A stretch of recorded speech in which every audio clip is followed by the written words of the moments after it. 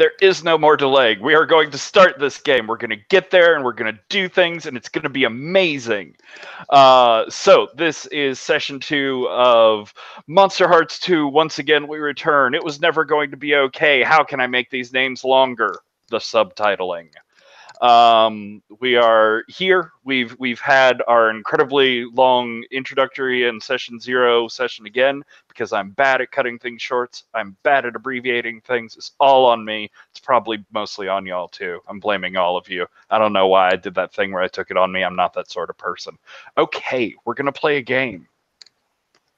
We have characters set up from last time, but we do need to check in with Lauren, our pan, real quick to get a couple of NPCs from her.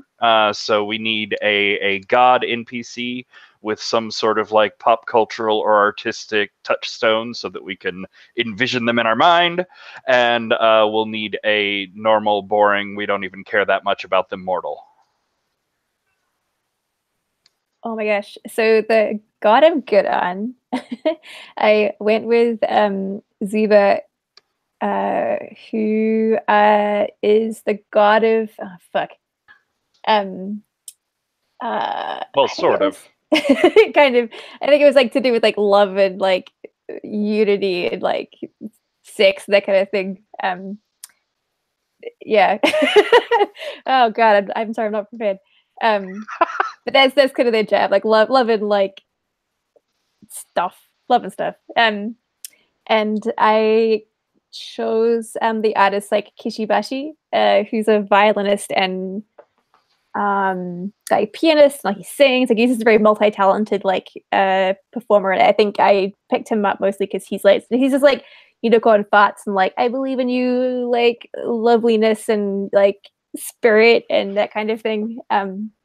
I will admit to not having looked into him yet. I look forward to it, but I spent my between work and here time listening to a lot of like sludgy death metal and women screaming about how much they wanted to hurt everything around them.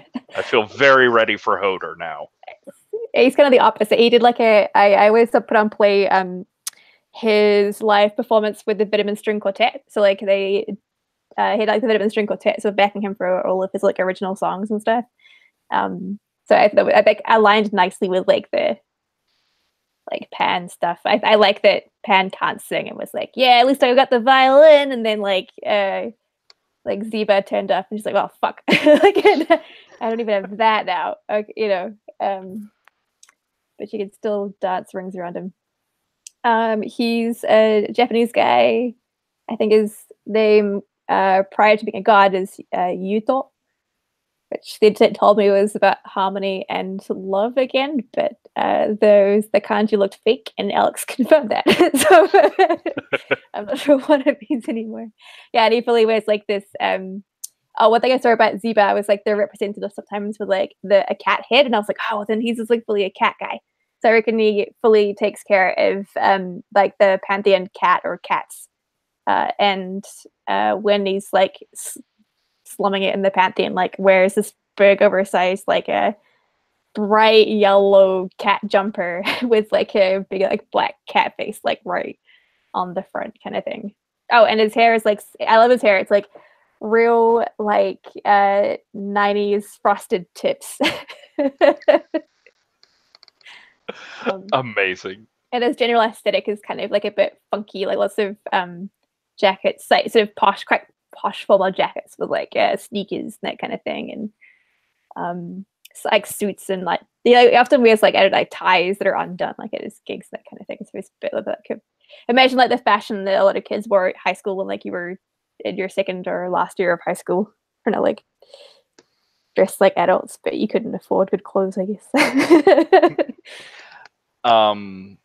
And he has like he has an app, doesn't he? Oh, yes. So that was one of the reasons why I wanted to play this character. Is he fully has an app called Baboom. It's a dating app, and he fully markets like himself as a god of like love and matchmaking, to charge like top dollar for this very exclusive like app service that will match you up with like your like soulmate love match kind of deal. So this is something that he's made since becoming a god. Yeah, totally. It's probably a bit of an app developer like beforehand, and I became a god, and I was like, oh fuck, I can market this. So that's like what people line up around the streets for and stuff. And there's like long like wait lists to get on this very exclusive app. Or, miracles. Miracles totally get shit done. I think Pan probably like uses him every now and then to like try and get him to hook people up or that kind of thing. Nice. Did give him a Pantheon order number 7, 11, or 12. Those are our ones left. Oh, let me just double check what my dear Lily is. Oh yeah, no, number 7 is great because that's like just after Lily ascends, and she's like, "Yeah, I'm like the violinist who can dance," and then like 2 gods later, it's like, "Oh, Jesus." That's pretty amazing. Oh, you made the little icon already. Well, you found the picture for me. It made it a lot easier. Okay. I'm so impressed. Oh, apparently it looks amazing. I can't wait to kill all of them. And we need a normal, boring, they don't even matter human person from you now. Oh God. I know they're gross. Why even talk about them? Oh, it's proper. Let's make it someone from Pan's former life, like maybe a pianist or a cellist they played with their old coach. Let's make it their old coach. That sounds fun. Okay. What do you think their name is? Let's. Ooh. I'm just really making up this person's, but let's make them like a very oh yeah, no, I know exactly how I'm using for inspiration. I think she's like a real mean Russian lady, like with like a real tight black bun kind of thing. Wears a lot of like fur coats and probably calls everyone darling. And she was like mean as hell, but she was very good at what she did, and I think she probably like helped nurture like a lot of like young artistic talent like in her time. So like all the harsh yelling was definitely worth it. So I'll try to find a picture. Like a prodigy that was a couple of years older than you, or was this like a middle-aged or adult age teacher or elderly or what?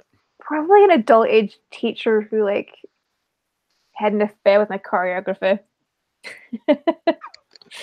And with teenagers, so adult aged is like anywhere from 25 to 55. Yeah, let's make her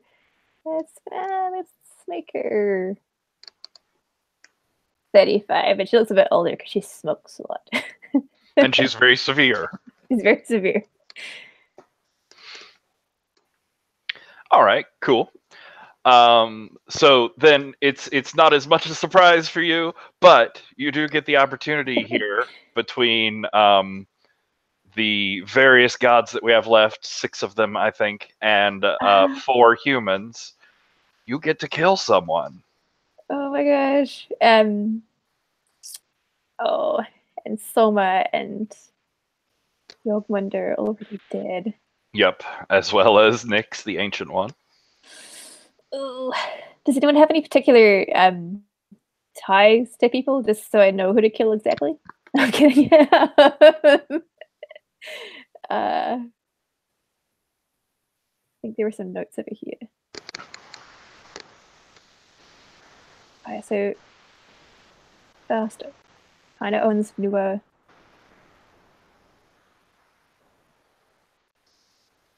Okay. Oh,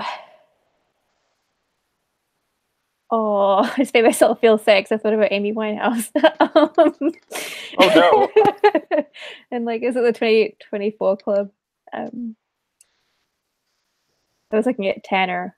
This is really high. Why do you make us do these things? Because it's delicious. Let's Yeah, the Alex method is definitely who's the most important person left. I'm sorry to see I made myself feel doubly sad. Yeah, the last time when this came up, everyone sort of laughed for a minute, and then they were like, "Oh, I'm killing this fucker."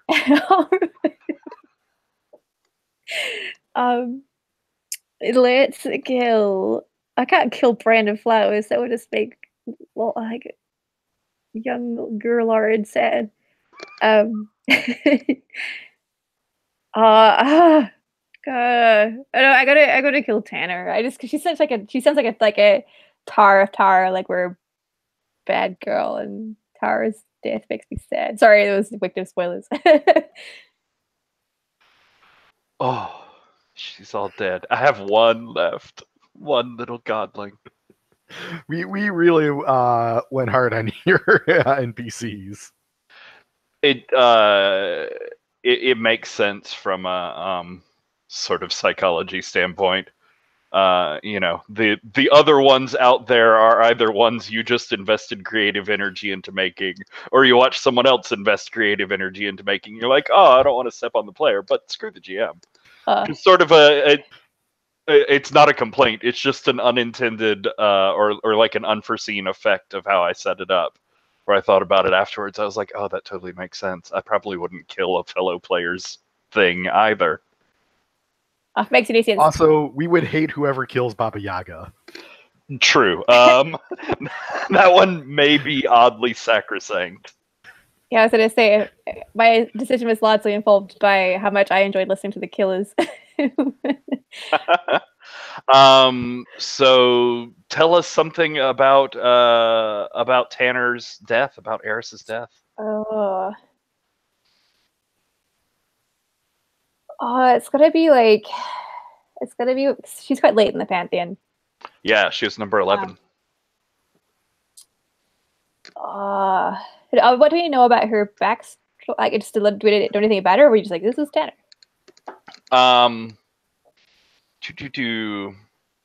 Don't know a ton about her as a person, no.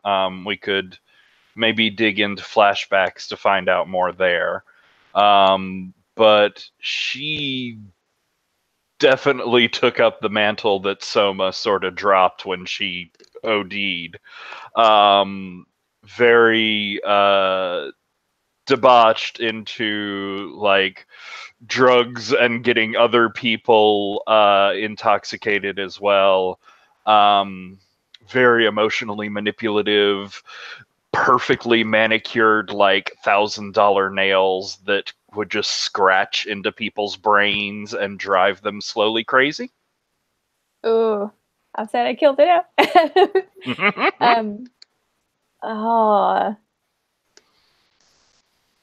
I wouldn't be too sad, like, if this was kind of one of those, like, died under somewhat suspicious circumstances that was kind of written off as like a suicide. Is it like a bit? I feel bad even just like mentioning that. No, I would expect that because that makes me feel a bit too sad about like all the other poor celebrities to go that route. She killed Jorah though, right? That was what Alex said. There was something that went down, and it was, again, a lot of these deaths fall under the rumor territory. You're not having to come up with like the concrete plot of everything that happened. It's just like, what's the rumor that went through the Pantheon after she died? Oh, I see. Cool. Yeah, I think she died at her first performance. Like she'd been probably planning for some time, kind of thing. And appropriately planned like a massive rager, invited the whole town kind of thing. And like,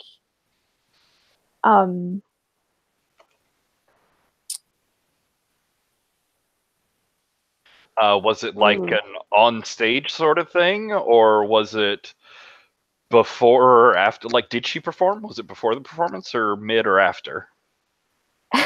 I was just thinking,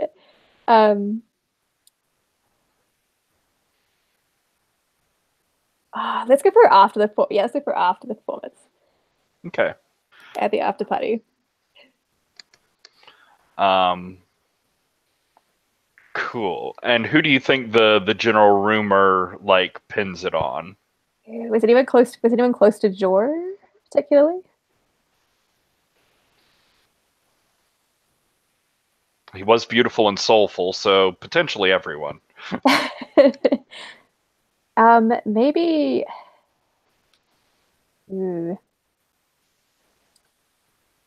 Let's say it was, or there is rumored to be. Kind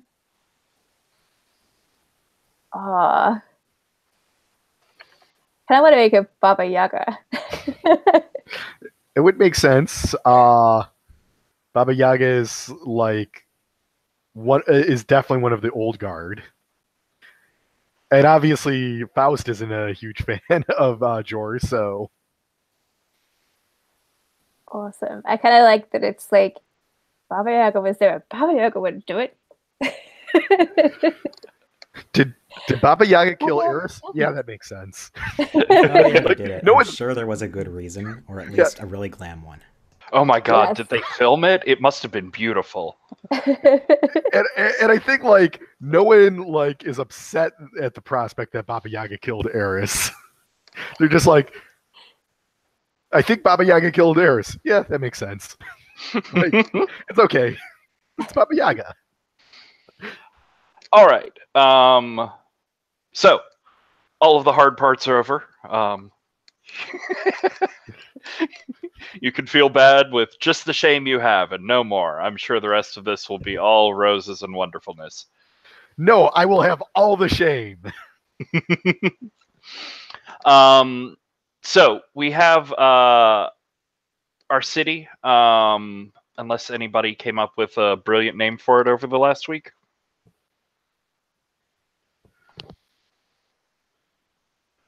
All right, hearing nothing brilliant. Cirrus.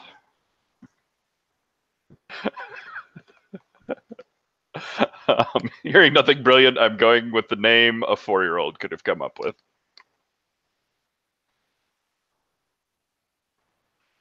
Yes, Seattle Paris didn't quite roll off the tongue. Actually, I like the idea that in the city's history that it actually was a 4-year-old who named the city. If you look on the NPC and Places tab, I put together some images for the city and the Pantheon itself. In there, there's like on the second row of pictures there's this weird like wrapping in on itself glass and metal building. I sort of imagine that is the Pantheon building itself.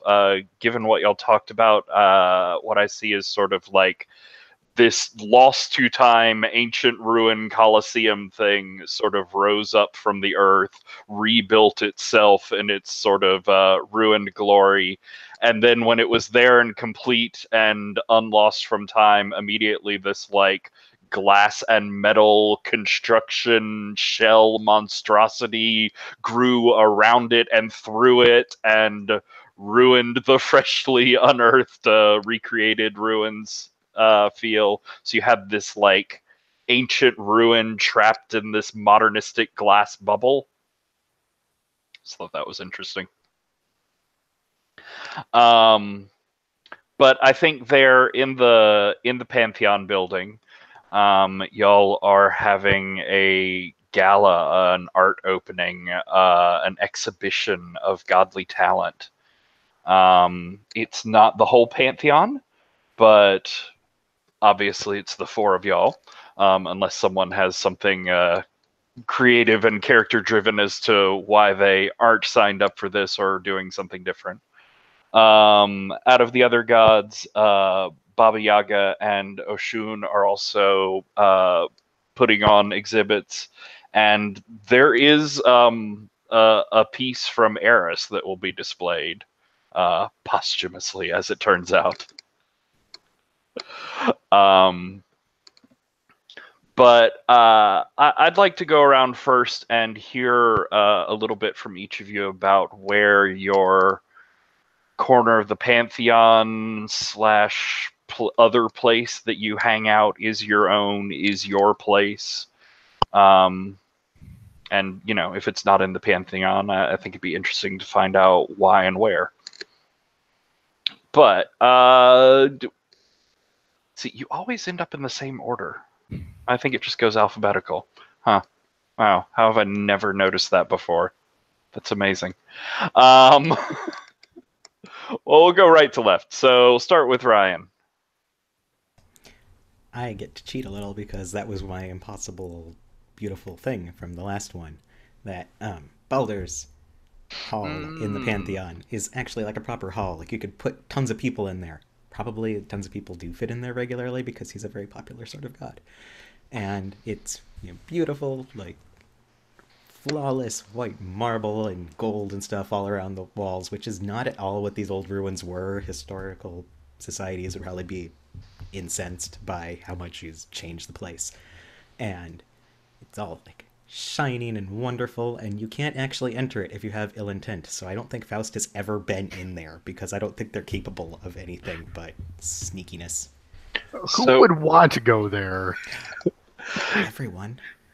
So it's like shining and slick and pristine, and I imagine sort of antiseptic and sterile. It sort of has that feel of the formal living room that no one's ever allowed to touch because they might mess up the carpet tread. Yeah, so is Baldur actually comfortable there? What is it about this place that like speaks to him? It's fitting for his godly image that he has a beautiful place to receive people, and it's important that he always be on. He doesn't get to be off, really. I think if he's off, then it's probably like out in the garden with the impossible air mazes and stuff. So it fits. It's where Baldur should be displayed, sort of feel. Yes. Interesting. I like that. It's a pretty frame for a pretty god. Lauren, where do you see Pan and her sort of corner of the world? Oh man, I think she's fully cornered off some part of it that is just her personal like performing arts like display room. And I'm gonna try and find a picture because I'm just a dork. Wait, there's a video. I didn't have to go for this one then. While you're looking, I meant to bring this up at the beginning, but historically I'm bad about talking about safety tools and what they are. But I just wanted to remind people that not only do we have the X card, we talked about last time the script change tools, which your sort of call out for those is going to be a pause or like a hand signal like this. And from there we can talk about the nuances of it. But, you know, the X card, the sort of hard break, we need to change what's happening right now, is going to be calling out or writing X card. Our sort of like soft course correction would be calling out pause. Please continue. Awesome. I'll go for this because it looks super cool. Hopefully that link works. Oh yeah, it works. So like it's, I think it looks not too dissimilar from like her own personal chapel, but instead of like having like stained glass windows and like objects of worship and stuff, it's this like visual art display of like a waterfall coming down from like one wall of it, and it has like a some constructed mast with like the water can like cascades off of it, and she just like Pan dances like through this interactive like waterfall display with like the water parting around her. And I think like as she plays, it's also rigged up to like change with like the motive for music as well. So it's just sort of like lots of like radiant, constantly transitioning like colors between sort of like whether it's fiery passion like magenta pinks and reds like flowers and stuff, or it's like sort of very lamenting like deep teal colors and like navies and blues and that kind of thing. So she's always just music herself. Nice. I'm half listening as I'm just entranced by this picture. It's really captivating. Okay, I'm gonna close that, or else I'm gonna do nothing else. David, what about Puck, Faust? So Faust actually took a portion of the runes of the Colosseum and took the stones of the Colosseum and rebuilt it into kind of this warehouse art complex. In fact, here's like a picture of the type of thing I'm thinking of. And This is good, but I can do better. hey, it's cleaning up the place. So basically, this place is constantly filled with artists that Faust has recruited. Basically is now considers them their property. And Faust has a personal space up in the loft of it, where with like a kitchen and kind of like a loft apartment. But it's definitely overlooking all of these artists like in the process of creating. Nice. And Alex, what about Hodor?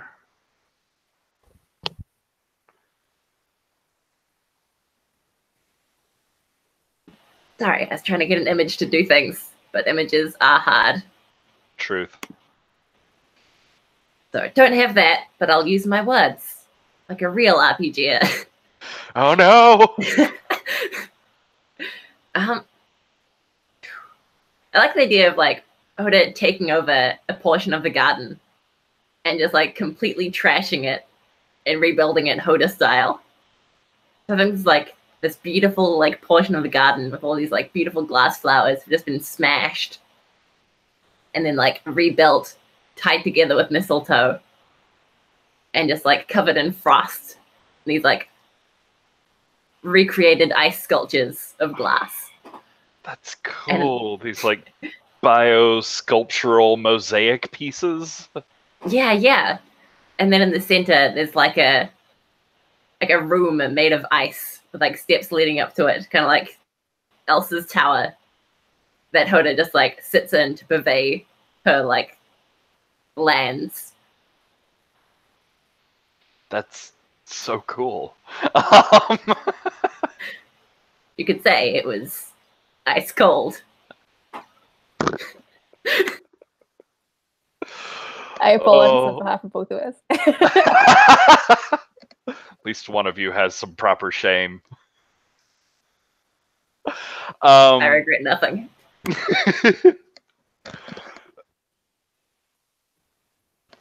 So, if it's all right with everyone, I think it sounds sort of fitting that maybe this gala, this sort of gallery opening, is happening in Faust's space.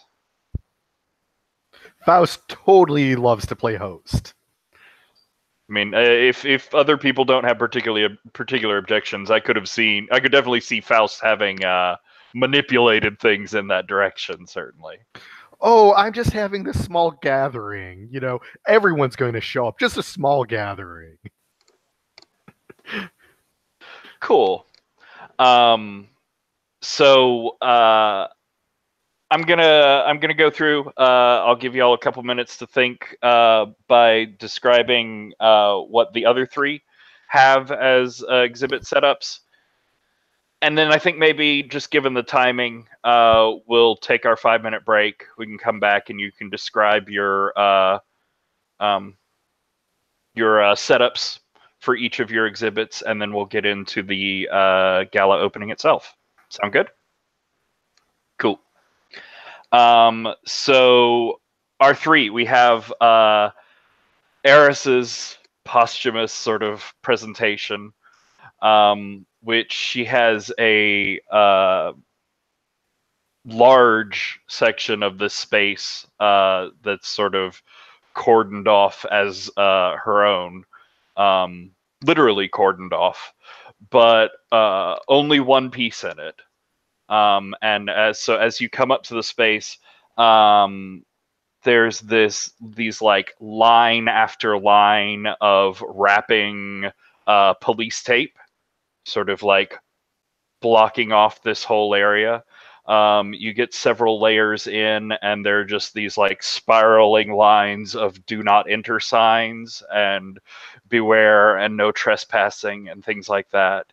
Then you get further into the center, and it's just this like circle after circle of velvet ropes that are very fancy and gilded and plush, but keeping people out from this one central plinth, which is like a white marble plinth, and it has on top of it, not particularly big, sort of life size, but a small gleaming golden apple under a glass case.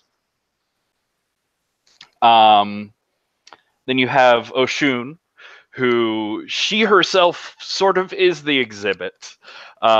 She has different like life-size frames set up, recreating artistic masterpieces, and she slinks from one to the other, doing impossible makeup and costume changes, and posing in the middle as the piece of art herself.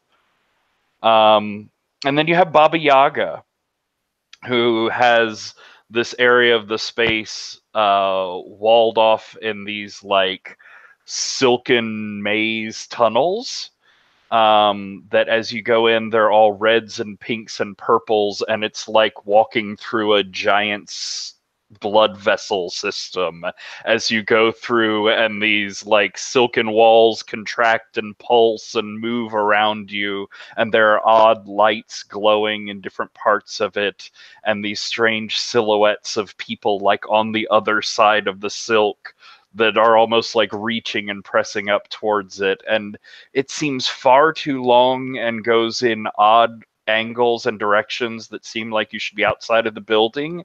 And then if you get to the middle, there's this like horrifying, mind-breaking well of nightmares that's your prize. So good job for having made it through.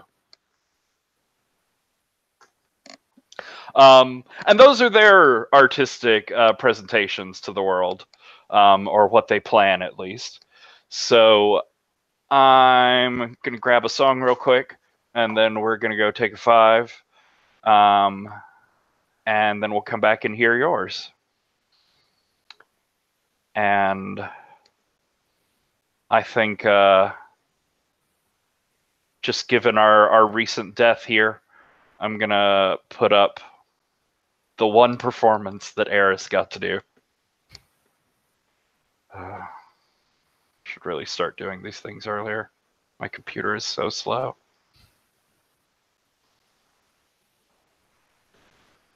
Yes, guilt. Actually, the name of the song is Shame. So have fun with that.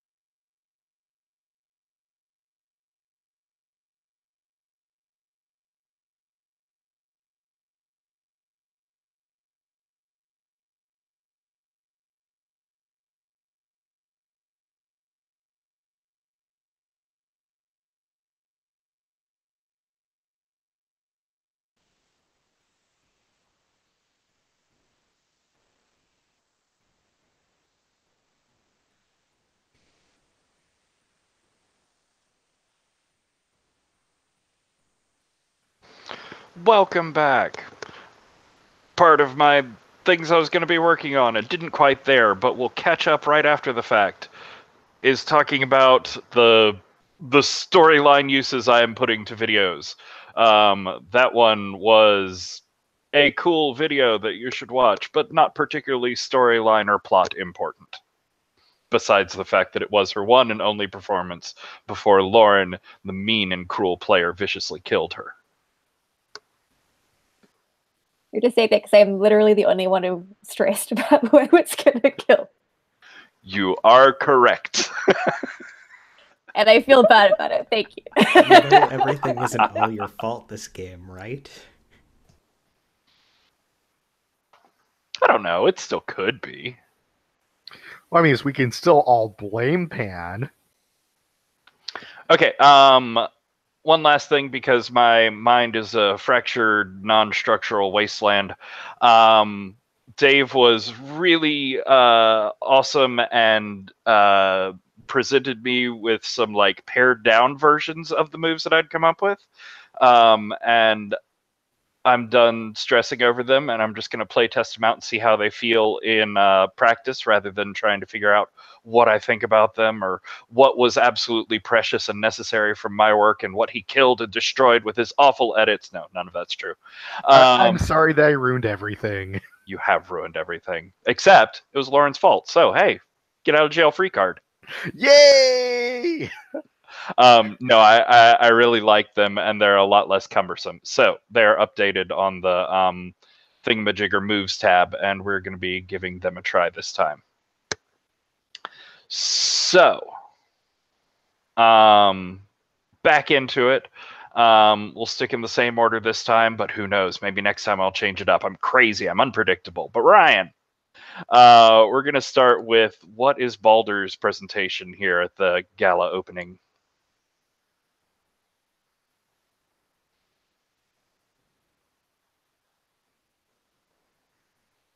I had so much time to think about it, and I had thoughts, and then they completely fled my mind when I started looking at pictures of things again. That never happens to me. Lauren, I don't even having know a what you're good talking picture. about. Oh, God. Lauren is the worst. I know. I mean, it's true.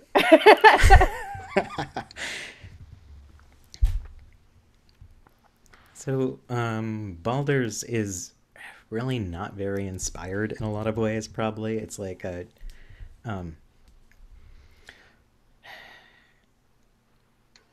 quite topiary, but it looks like an organic, like rose bush or something, except that it's all made of that like marble and gold and stuff, and it's kind of glowing with its own light, and it's very pretty. It's not very exciting, but it does cast interesting shadows on the walls around it, if you're into that sort of thing. Is Baldur there, like, presenting it or in a part of it, or does he not? Is he not there attached to it? He's not really attached to it so much as like he's there, not really presenting it as a, you know, like if you want to talk to the artist sort of thing. Baldur's here. Baldur's always here. Baldur never leaves. He is always available for autographs. Cool. So what about Lily? What's her presentation here? Oh man, I lift my own devices and then things get scary. Excited. No, I think and this purely came from Lily intentionally / unintentionally coming to this gig dressed as Puck. And I think like people were expecting from her like some flashy performance that she always gives in her place, but that would be like too predictable. So I think what Lily's done is her art piece is like essentially like a LARP. Like it's a performative patrons like pay money to get characters for like a Midsummer Night's Dream, and then they get all like dolled up with makeup and stuff. I think she did it in Tangent with as Ocean. She was the one doing all the makeup stuff. Mm-hmm. Yeah, so everyone's like got this glorious, like evocative, like theater makeup that brings is like Midsummer Night's Dream characters. And they are running around in character, like having hijinks amidst like all of these gallery performances and stuff, and like playing out dramatic scenes like in front of people and getting super into it. And Lily is there, like prancing between all of it, like handing out like love potions that are actually just like cranberry juice to people, like as Puck. So they could like fall in love with each other and fall out of love, and it's all whimsy. And she's totally accidentally dressed as Puck, and there was no ill intent behind that at all. Faust thinks this is hilarious. And her dress is probably very like very nymphy, skimpy, like lots of like foliage covering what needs to be covered to be modest in public. And she has like these massive like fake horns that are super glittery, and she always like a very perfumed like foresty petrichor scent about her. Nice. Well, what about Faust? We've heard someone copying her style, but what's Faust presenting, or their style? Sorry. So what are you talking about? Faust obviously isn't putting something on display. They're the host, and as the host, they have to make sure that everything's perfect. So rather than putting all of the energy into an art display, Faust is just designed the whole menu, which is spectacular, and designed all the outfits that the waitstaff are wearing, which coordinates with the meal and all our various high fashion outfits that they change every 15 minutes and are perfectly matching with each other and the food that they're eating. And the musicians are also doing the same that she has arranged to play during this whole thing. So really, her art piece is actually all of the outfits that she has designed that are constantly changing. And I have looked up so many high fashion outfits; it's ridiculous. The high fashion bother. So I'm just spamming link after link at you guys. Because I'm terrible like that. And also, so what I'm hearing sort of is that really the whole evening is Faust's artistic presentation to the world. Oh, absolutely. Like, by putting your name just a little bit higher on the marquee, suddenly everybody else's work is your presentation as well. Yes. I will say a lot of these outfits are amazing. Oh, I love the little blue pin curls wig. That's adorable. Alexander McQueen. As far as what Faust is wearing, I think they're wearing what's in the picture. However, their lipstick is black lipstick that in red shows basically shows writing of of the last thing that Faust said. Like a couple of words that just remind you exactly what they said. But you'd have to lean in and get really intimate to see that. Yeah, it's like noticeable enough. It's one of those things like you just can't stop staring at their lips. Nice. And then what about Hodor? What is Hodor presenting to the public? I mean, we all know Hodor is very metal. And no metal is complete without a 13-hour drum solo. Fucking amazing. Is this performed by also herself or what? Oh yeah, of course. So it's Hodor in the middle of this like eternally evolving winter landscape of like these frozen trees sprout out of the ground from condensed water in the air. And then every time Hodor hits the bass pedal, they shatter into snow. That's the most metal.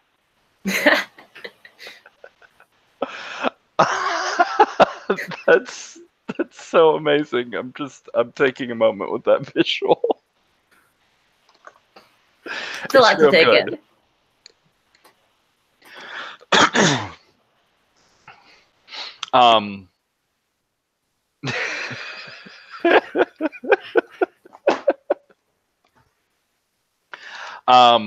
So you're there. The public is starting to filter in. They're sort of spreading through. They're all, of course, trying their best with various degrees of success to be the like artistically inspired, unique fashion icons that should be wandering through this place. You see some fairly famous people that you've let come in. I suppose given the nature of the Pantheon, like this is, y'all had some sort of control over the guest list too, or at least gating put on it of what you would accept as payment to come in and see this. But people are trying very hard to sort of live up to it. You see Oshun is getting like a ton of people, especially press, and you see cameras and photographs going off constantly around her display as she goes from pose to pose, and gets the sort of like, oh, when she like walks out of one frame and into another and is suddenly in a completely different outfit. Cheap magic tricks. You have the people who are wandering sort of hesitantly into Baba Yaga's maze and coming out profoundly changed.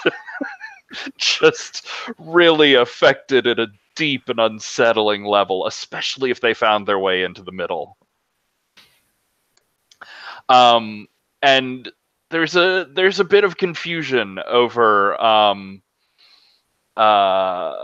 Eris's presentation. People are sort of like, this is like cordoned off. They know she died recently. Is this real police tape? Does this have something to do with the investigation? Like there's sort of confused questions going around.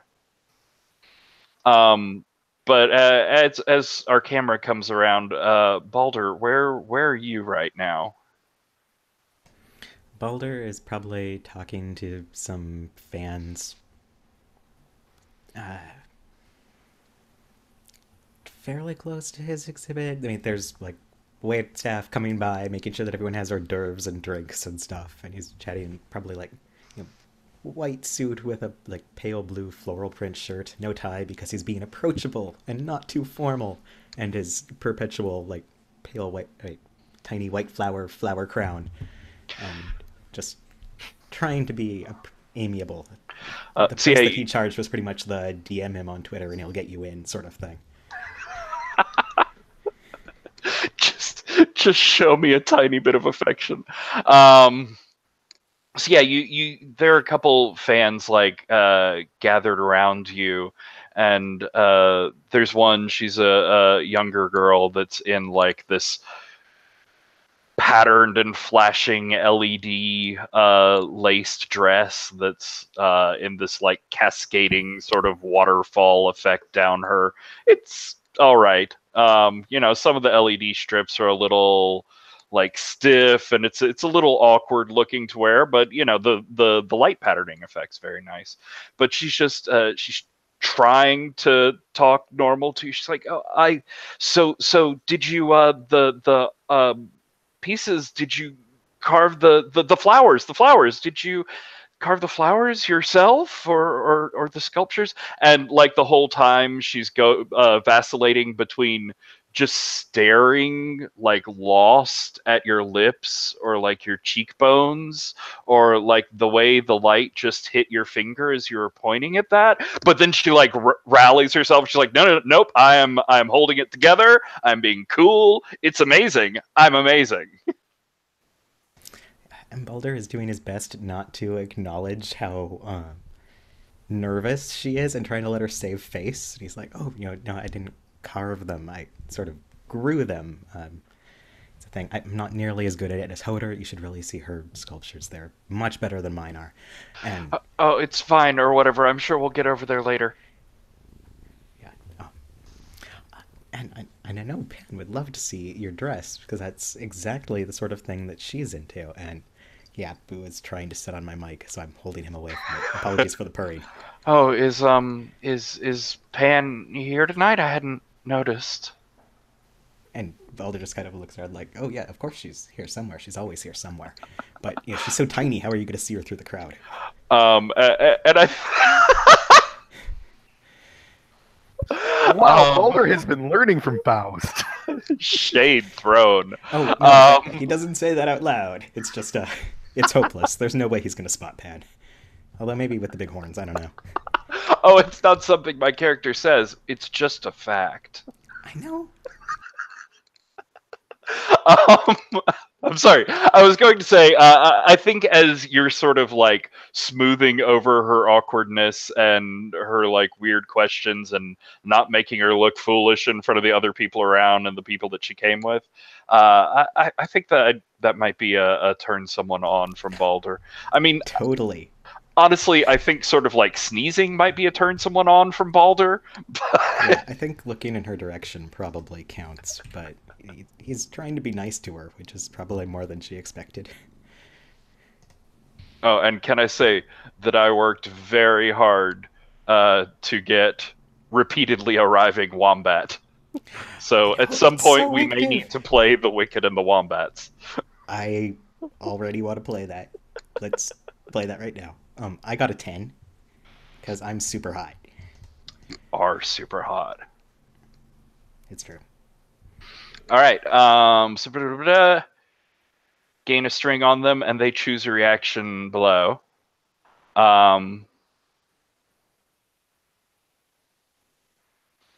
So yeah, I think that definitely plays in of you're really trying to like smooth her through this. But there's one at the bottom of the characters tab. Sorry. Yeah, you're trying to sort of like smooth over her reactions and really make her look cool and suave in front of everyone, and like she's noticing that you are, and it's just making her more sort of awkward, and she is like rubbing her hands and sort of wiping them on the side of this dress, which really isn't a good idea with this dress. And she's sort of like nervously picking at her hair, which is like done up. And she sort of stutters over. Oh yeah, well, I mean, carve them, obviously grow them. They're flowers. You grow flowers. I understand how flowers work, and they're different from sculptures. That's obvious. I mean, but it's just such a beautiful sculpture. They're so lifelike that I thought they were flowers, but they are flowers. They're so lifelike I thought they were sculptures. As she, you're too kind. It gets sort of awkward and clingy, and she is like desperate to save this burning ship. But as she's sort of like absentmindedly gripping onto your forearm in a sort of like, ha ha ha, we're laughing together, and then I'm not letting go of your arm because, you see over her shoulder in the middle of the exhibit, just sort of sitting awkwardly in one of the chairs and looking around and sort of just trying to figure out what's going on. You see January sitting there in like a little black cocktail dress, and her hair's done up and probably fancier than you've seen it done before. Like she looks like she's put some effort into fitting in with the high society crowd here. And we're going to skip over to Pan.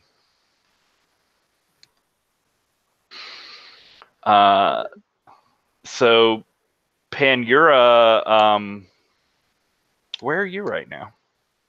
I think Pan is probably, ironically enough, but is in proximity to this,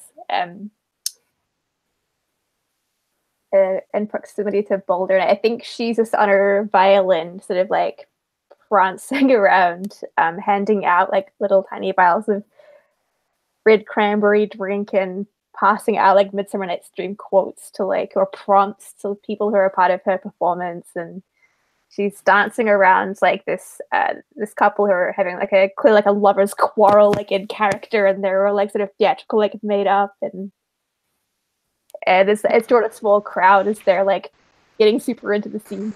Yeah, they're really good acting. It's their improv is impressive. This is definitely not something they've practiced at home repeatedly. Oh, not at all. No, Totally improv.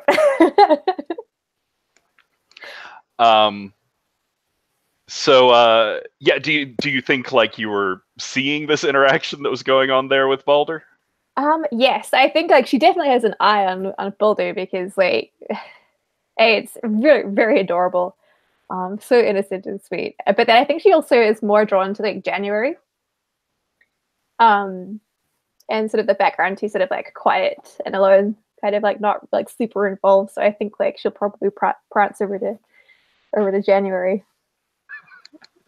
So yeah, you see like, have you met January before? Do you know her? Does she frequent is she sort of to Baldur's Gates every now and then, or is this like her first like debut at the Pantheon? Ryan, what do you think?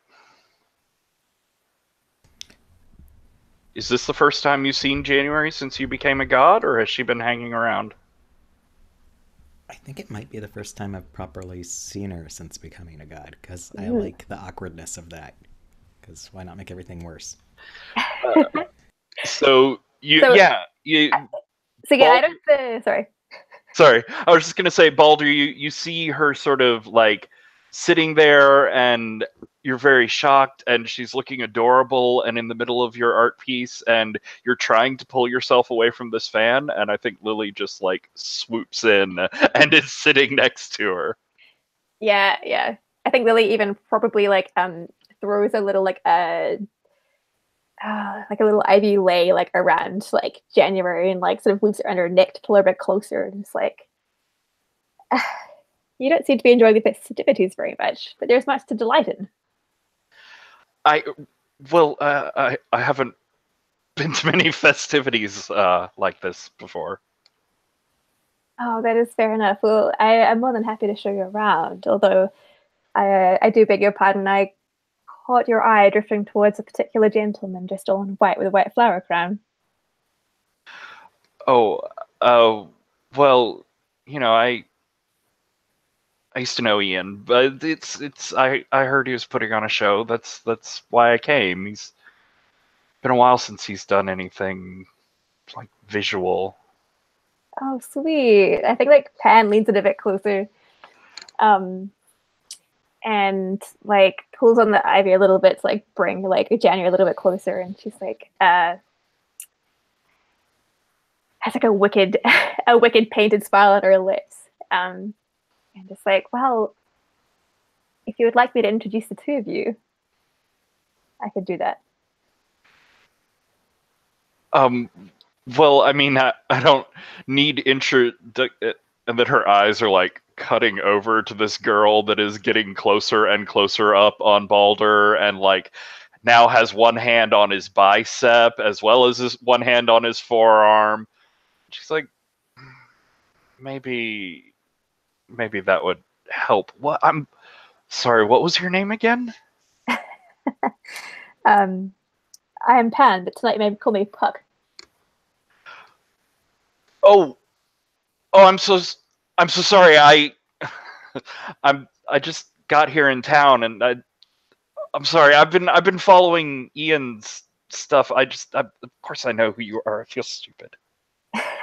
And you can see like Pan is still grinning, but there's like that little stress like thing right there is like she doesn't get recognized. And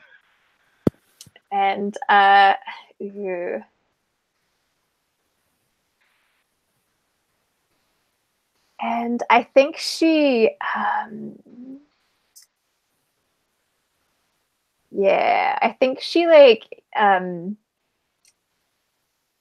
puts a fingertip beneath like January's chin and like does a little like side eye over to Boulder to see like how Boulder's reacting to that.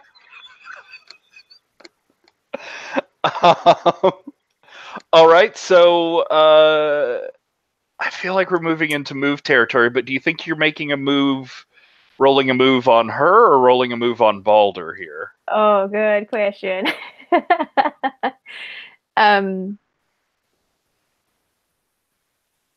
I think she's making a move on January. Okay. I think she leans in very close, like still like a little side eye on Balder, and she says like several centimeters from like January, like, you know, I could offer you a lot of things. I could give you your heart's desire. I could give you exactly what you want right here, right now, for a price. And I think as you grab her chin and you start like talking to her, she does like engage with you. She's suddenly looking at you, but what is it about you that suddenly draws her in? Is there something odd about your eyes or your lips or your voice or? Yeah, she has like very soul gazing eyes, right? So I think she locks eyes with January, and they're just like very like deep and captivating and like quite piercing. Nice. So you're rolling turn someone on? I think I am, yeah. Somewhat awkwardly. Oh god, I did it again. I didn't load up there. Oh no, it's all ruined. Again, I ruined it. We've already established that it's all Lauren's fault. Look at them judging you. I feel very judged. I got an 8. All right.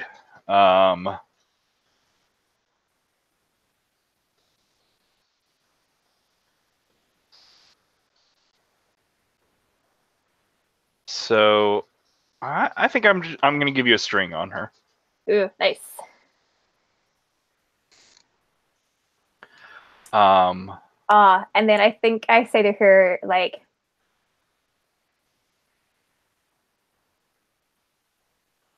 ooh, promise me that whatever you do tonight, don't let any opportunities go to waste. And Ooh. Are you pulling on that string? yeah, I'll spin this string over to it. Yeah, I want her to like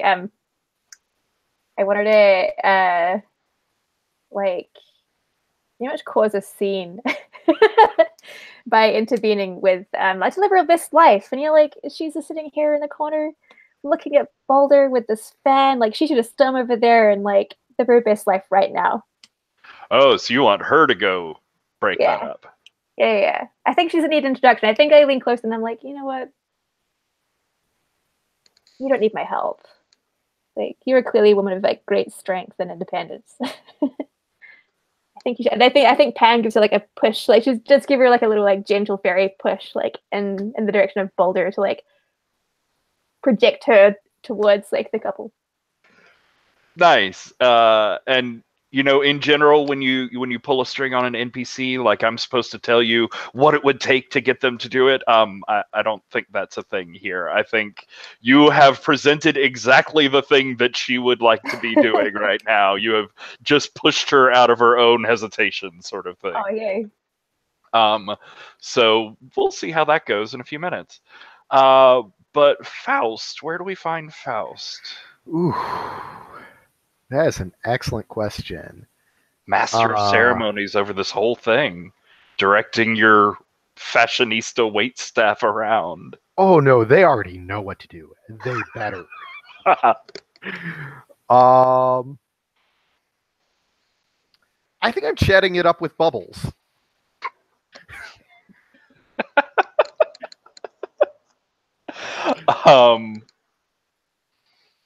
Yeah, I think he's sort of just hanging around his maze. He's sort of posing and looking amazing and an impossible, hard to move in fashion for people to draw them towards the maze, and then just sort of smiling as each of them goes in.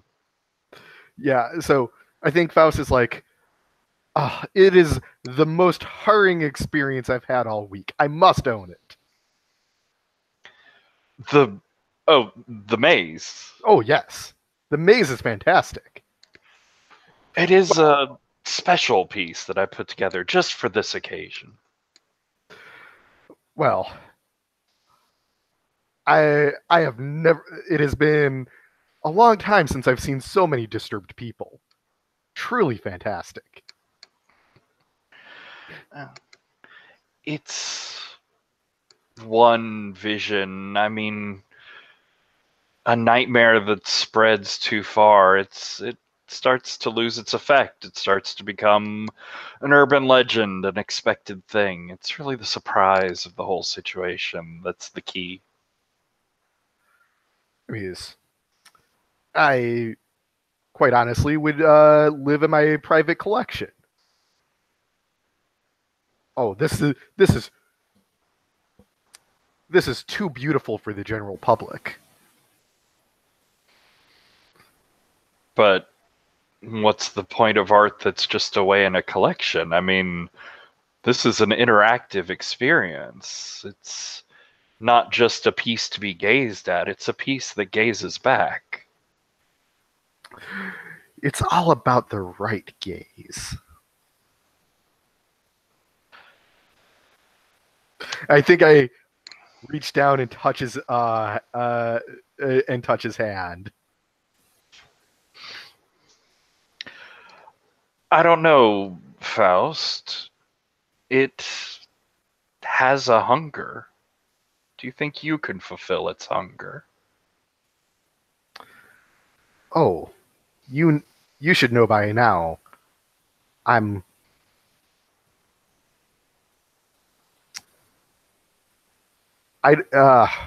what would they say here? When I'm done with it, it will just hunger for more. So do you think you're trying to turn him on here, or what? Sure, I can fail at turning him on.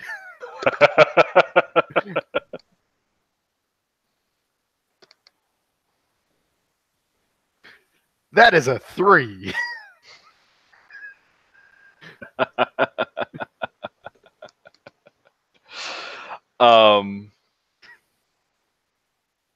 So you say that, you reach out, you touch his arm, you sort of coyly respond, and you look up into his eyes, and his eyes have changed. They're like panes of glass, like handcrafted glass with bubbles and warps in it.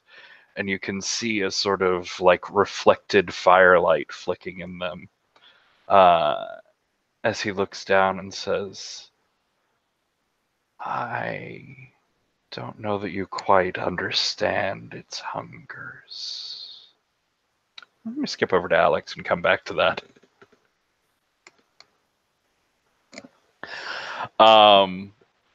So, Hodor is, as previously mentioned, slaying it on the magical frost-shattering drums.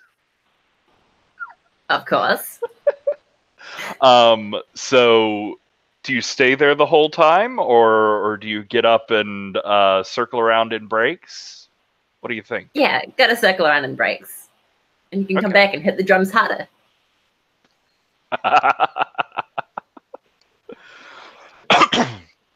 Cool. So on this first break, like, where do you think you're heading?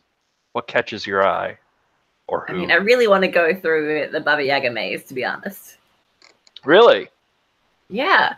Okay. I like it.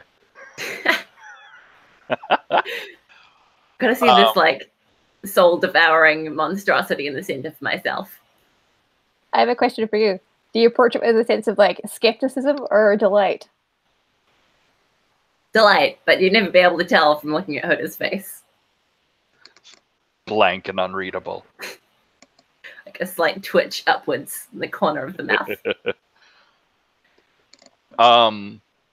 So yeah, I think you you cross the threshold of this maze, and the lights, they pulse in this rhythm, like going down the maze, brighter and more intense than you'd seen before.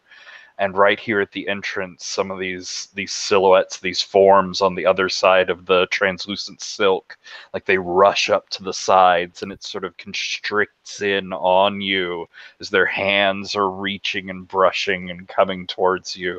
This whole place like comes alive as you're walking through it. And I think you're definitely going to get to the center, but I'm interested in what you're afraid might go wrong or might happen to you on the way in. Cool.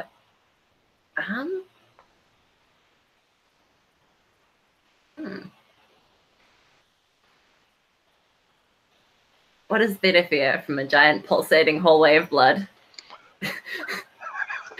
So many potential things. I also like keep your tepid.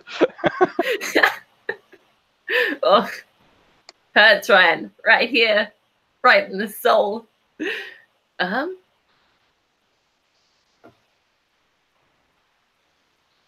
Yeah, maybe. I'm worried when I reach the center, I'm going to see visions of Nyx. Ooh. I think that sounds cool. Why don't you roll with cool? Cold. Things. Come on, 0. You can do it. I believe in you, Hoda.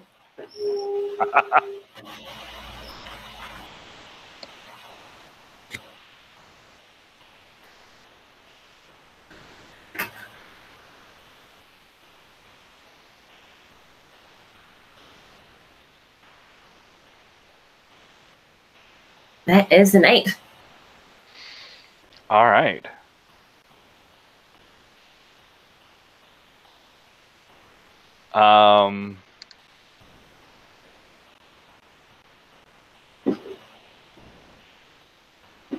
So yeah, if as you go forward, these hands, they change. They become thinner, more slender, frailer, more feminine, until for some reason, like you recognize the way that those knuckles move. You recognize the rings that are on the finger, and you hear a sort of call in your mind that if you keep going forward, you can see these hands twisting and turning the path, leading you off from the center into somewhere else. Or you can turn around and run out now. But if you keep going forward, you're not going into the heart of Baba Yaga's maze. You're going somewhere else. Oh, man.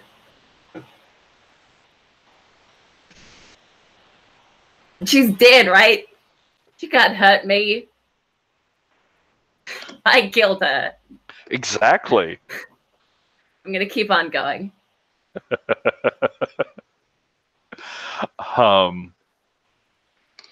So yeah, you push forward, and where you had seen lights on the other side of this thing, now it seems to be pulsing with tangible waves of dark blackness that come through and sort of strobe light and obscure and flash your vision as you're going forward. And we'll come back to that as well. So, Balder, there's this nameless fan that you still can't remember if you asked her name yet or not. And there's Pan over there leaning in really close and getting very touchy with January. Yeah, and at first Balder's like, "Oh, it's fine. Pan's got that well in hand," and then like, "What is Pan?" Pan really has that well in hand. Yeah. So I'm curious, what are you gonna do here? Well, it would be rude to blow off the fan who's talking to me and clearly has been, building herself up to do so for a while, to go break in on whatever Pan and January are doing. So I don't think he does anything more than just kind of like, what is going on over there? Until January breaks away.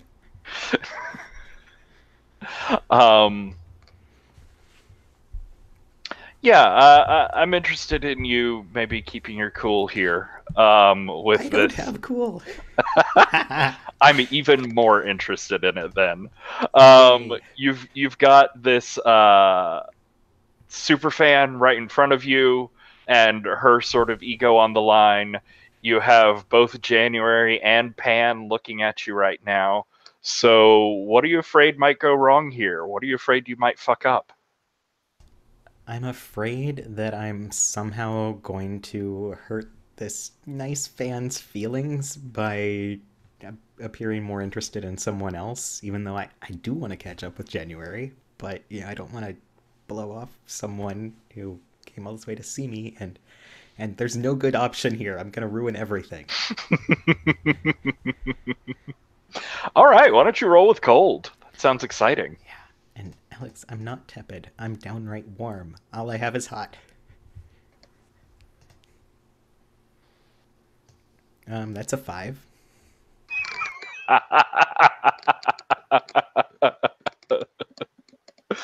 um so yeah, how are you like totally dismissive or forgetful about her? I was trying to sort dice and I'm ruining everything. I ruin everything all the time. It's all It's my all of your faults. Um, yeah, I think that he's trying to pay attention to this very nice fan whose name he totally asked for. He remembers. I mean, he didn't miss that part of the conversation, right? That would be horrible of him. That would be And awful.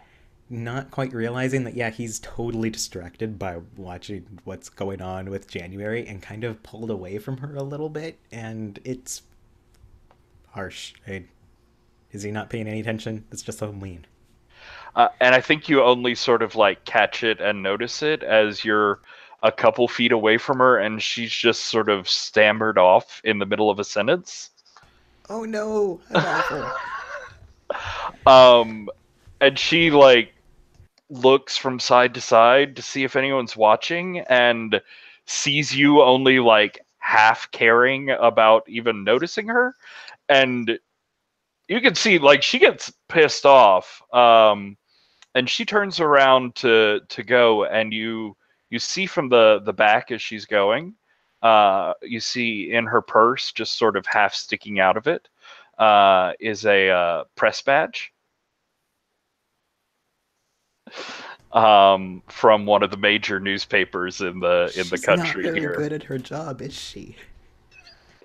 You're very, very good at your job. I'll just say that.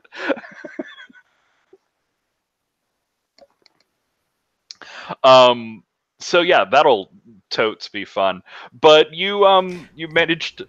I think Boulder totally does it. No, wait, I just wanted to catch up with a friend. Oh no. And I think you do sort of like you give that half-hearted no wait call out to her, and she turns around half hopefully to respond, which is right when January sort of runs into you, and the two of you end up in like a tangle of confusion and limbs, and she just like clacks the fuck out of there. But yes, you have January. She's just run into you. It's like, oh, I was coming to ask if well, you seem to be free now. My nose, ow. Oh, I'm sorry. Are you okay? And like, he totally wanted to give January a hug, but he didn't want to hurt her with hugs. No, I'm fine. And yeah, there's this like awkward, like, oh, are we gonna hug that? No, are we gonna hug the other? No, okay, let's shake hands, I guess. Sort of dance that goes on between the two of you. And Baldur tries his best to keep along with it, and then just kind of cracks up and is like, okay, no, and pulls her into a hug. Okay, fine. It's just... I'm sorry, this is just not the situation I imagined running into you again, Ian. Yeah, and I don't think any of us really imagined this. It's weird, but it's nice to see you again. It's nice to see you. It's been a long time. Yeah.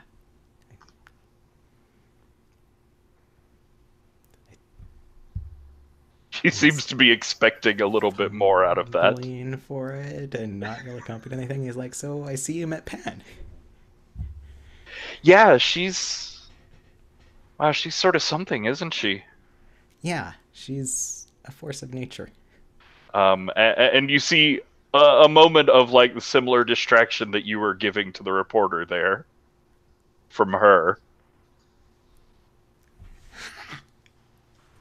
I love that. At which point I think Baldur's probably looking to see where she's looking. Pan, are you still around? How are you reacting? Like, Pan is fully oh yeah, she's fully like playing violin, doing like a very sultry like split against a wall somewhere.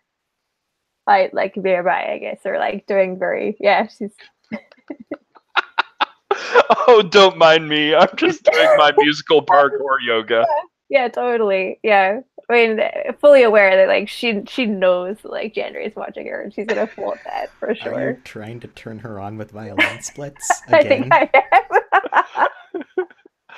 am.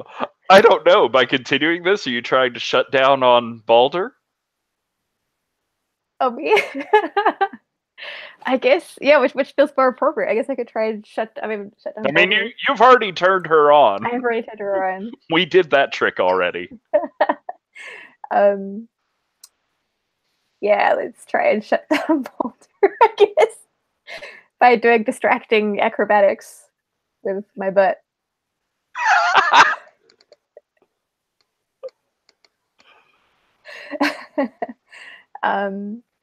Also, let me just look at it. This is gonna go so poorly, by the way. Shut someone down. Yeah, rolled cold. I don't have any cold. No one has anything that they're rolling with. Don't worry about it. This is gonna be great. 2d6. I got 7. All right. So on a 7 to 9, choose one below, but you come across poorly. And Baldur will give you a condition in return. But what option are you going to make for Baldur?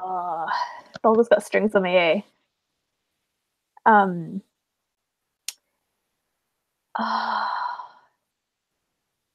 want to. Can give him a condition. Yeah, I think I want to give him the condition too nice.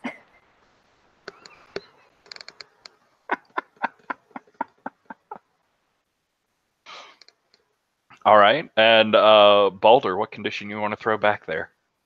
Is it really a condition when it's just a factual statement? Wow. Maybe I should spin it a bit more. It works. Let's see.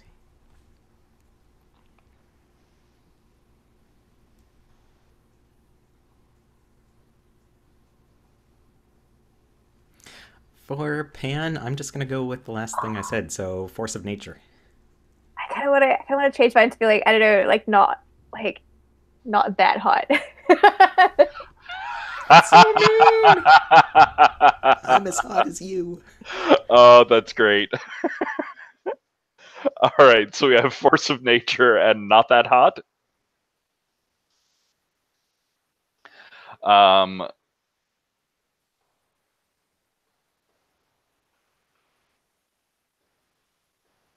So yeah, you see, like January, she sort of shakes her head, looks back at you, and sort of like punches you lightly on the arm. She's like, I can't believe you didn't call me in months. It's been months.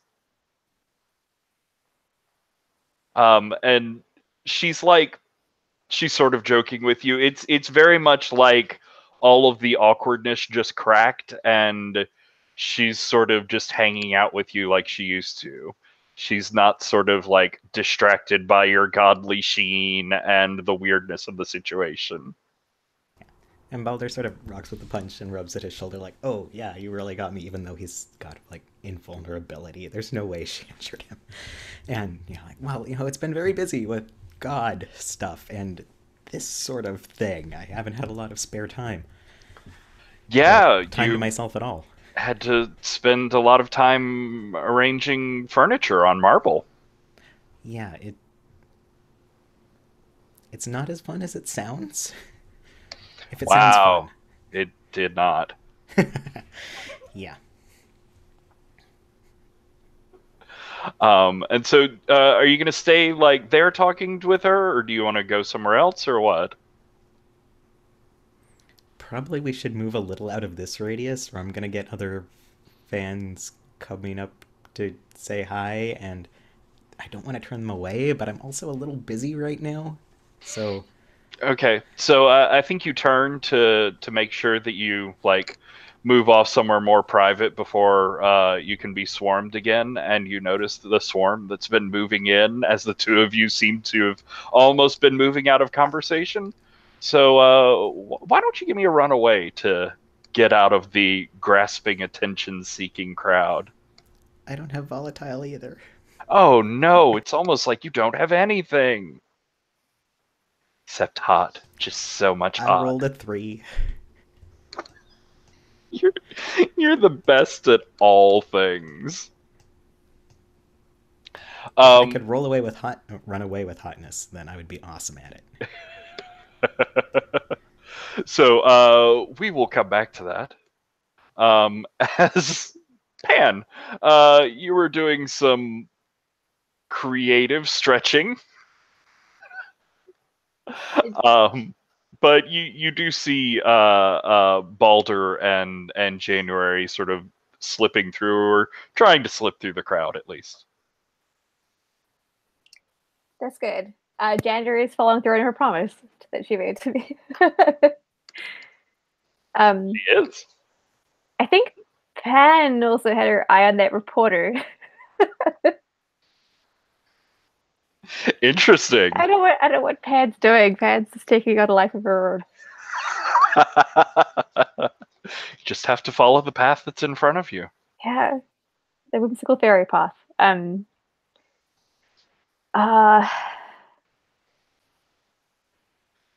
Oh, it feels so mean. I guess I should do it then, right? Probably. Yeah. I think if I have an opportunity, I will try and like sort of chase after that reporter before she can get away too far. Oh, totally. She's not leaving. She's just going to the exhibit that is as far away from Baldur's as possible. So I think maybe she's like moved up on a session of Hoder's Ice Apocalypse drumming show. Nice. Although is Hoder on break because they're lost to the void of darkness? I feel like random fans can just take over the drumming and Hoda's dead. That is so punk. Get their own experience. I love that.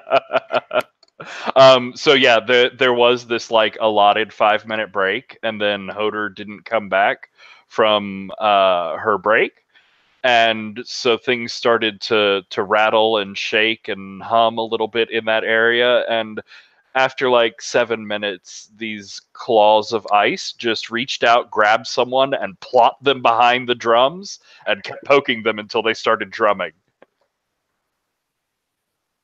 Awesome. So yeah, what's your approach with this reporter? Did you notice the press badge? I think like the corner of my yeah. Is it too mean to say that I kind of knew that she was a reporter before like Boulder approached her? No, that's amazing. I like the idea that you spent January over there as sabotage. Yay. Yeah, I think she totally sort of had like it's probably like a little flashback shot of her like prancing around her and like very keen soul gazing eye latching onto like the corner of a press badge like underneath her like jacket over there she's wearing. And I think she probably like leans over to the reporter doing kind of like a like I kind of like when you do limbo, like you sort of like go super back and lean backwards. So she kind of just like sort of leans around down to like look up at this reporter. With her big puck horns, and she says like, "Oh, I hope you don't mind me saying, but I noticed how Baldur snubs you earlier." Baldur, barely even a god. Look at that whole like, what was his artistic endeavor? Being Furniture nice. arranging, gilding things tackily. And yet you look like you were having such a good time with him. Must be a little bit hurt. No, it's my job to look like I'm having a good time with people. That gets them to open up, isn't it? Yeah. I mean, speaking of, I think she like reaches into her back pocket and pulls out like a little IV mask, and it's like, if you would like to take part in a real performance, you're more than welcome to take part in my my interactive, immersive, artistic piece. Yeah, I hadn't gotten around to yours. It seems a little chaotic. It is, but it is so incredibly fun. And actually, I mean, we actually just run out of tickets, but I think I could sneak you in a spot into my performance if you like. All right, fine. Tell me about it. Sell me on it. Convince me. Oh well, I do admire a woman who makes fun of work for what for what she wants. But Well, I can't share your message with my reader if I don't understand it, can I? it's delightful. It's an experience founded in sin and bodily pleasures, and love and romance, and want and lust and yearning and unrequited love. It's All right, I'm listening. a one of a kind experience. And all I have to do is put on this mask, and what? Yeah. And if you promise me that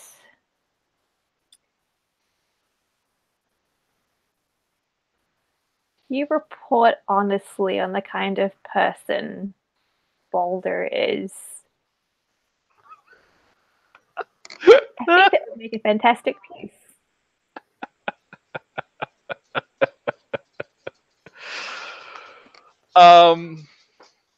I think I'm sort of interested in looking at the meta success of your performance here. Cool. So I think it would be interesting to see performance move to see if you can like charge up and ramp up your LARP right here so that it hits the prime most important subject when it needs to. Does that make sense? Yeah, totally. I totally want to like lean into like, because those were exactly all the feelings like she was feeling too. Like she like was pining so much after Baldur, and then Baldur like fully turned her away for like another person whom like he had bigger eyes for and spurned her kind of thing. It feels very like it's severed dice. I will give a performance. Um, Oh, I will roll a duck. So we, if you want to look over, we have that new sort of setup for it. And I did just right now change it because I think we're going to go with testing the idea of rolling with a stat that makes sense for what you're doing. Oh, cool. Ooh, in that case, I like lean up a bit when I say like unrequited love and pleasure, and next we get that focus shot on like Pan's lips as like she like tries to seduce this poor reporter. And like tell me how your LARP, how the other performances, how this whole thing is feeding into it right at this moment. Ooh, yeah, it has that sort of like Dionysus like ecstasy feel about it. And I think like I don't know, the people who like had the cranberry juice, like they give off like this like emanating pink, like warm light that sort of diffuses like around the gallery. And we I think like Pan starts playing more and the walls start growing like those like crystalline like flowers, and they start sort of like emerging out and becoming more prominent, like curving around, very like rosy and romantic, very like foresty. I'm into it. That's impressive. So you said you're going for hot there? Yes, please. All right, why don't you roll, see what happens. Okay.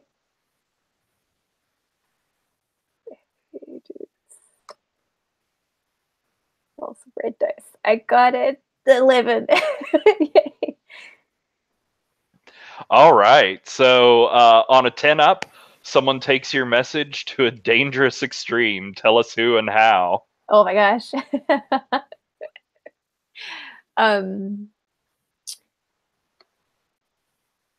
Oh, this is interesting because it involves a lot of passion. Um,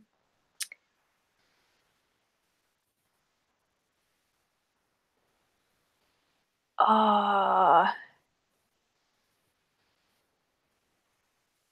yeah, I think like very much sort of like the Dionysus performances.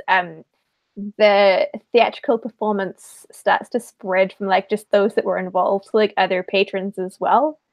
Um, and I think like they're all just very captivated by like the warmth of Pan's performance and these like sort of very pink like romantic flowers and stuff. And I think like this the floor becomes like this like very like writhing mass of Shakespearean performers who are all like fawning and loving after each other, and this like unrequited like fights.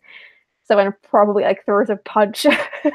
Oh, so you're like midsummering the whole place. Midsummering the whole place. The whole place is getting a midsummer. Into it. Yeah, yeah. I definitely think that like pink glow that's coming out of some of your people, like it drifts as a cloud, and this aura glowing nimbus like attaches to other people who immediately like pick up their lines. They're all spouting off iambic pentameter like it's nothing.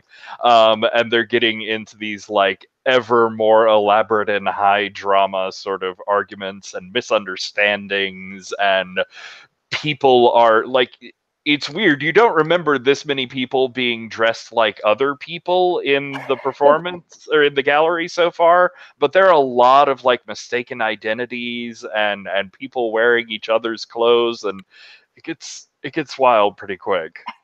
I love that. And we're gonna come in and take our second break here in a moment, but I think as this purple light is spreading through everything, and we sort of circle back around to Faust and Baba Yaga standing there, and this light is not reaching into this area, and the sort of arguments and sounds and rising noise are not reaching into this area. As you're staring up at Faust's face and into his like window eyes, and you shake your head because you feel something else. You're looking at something else, and it's almost like Faust has like goat eyes. Like this is all changing. This is all a forest glen, and you hear Puck's voice in your head. And we'll take our break, and we'll come back to that. But there's a performance to watch in the meantime. We'll come back at 42. This is a neat song, visually not particularly important for the storytelling going on. There, I did it beforehand.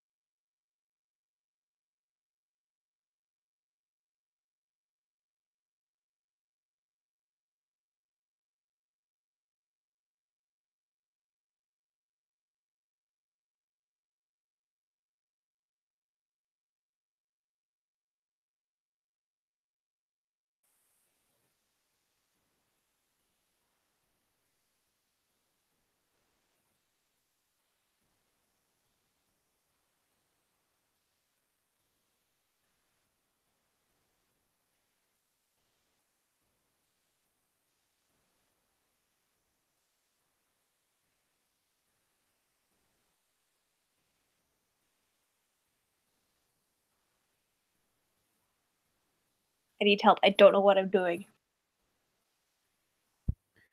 Yeah, it's the first place. You're the one with the plan. I don't know what I'm doing.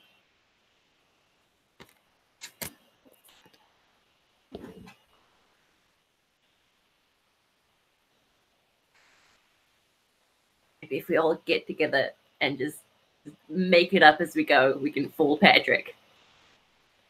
Wait. I'm down for that plan. I can't remember the last time I played a Powered by the Apocalypse World game where I started the game saying, "Oh yes, this is my plan."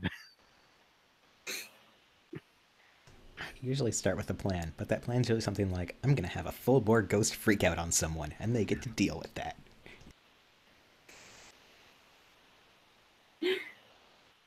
Because Ami was 100%. I don't know what I'm going to do with this character. I just guess I'll be an awkward nerd and see how that goes. I punch Opep with the power of the sun! Well, my first plan was hit on Tyr a bunch and make things awkward, but then Tyr hit on me, and that ruined everything, so... Well, once again, it ruins everything. We love you, Lauren. I love you guys too. Yes, I mean, ruined everything in the best possible way, but destroyed my plans right out of the gate. In the best way. And then I still got to turn into a giant snake, so it's all good. Everything's better with giant snakes. All I have to say is this game, it's someone else's turn to hug someone into their darkest self. Goals? Just imagine if Joel was still alive. We could have had more giant snakes.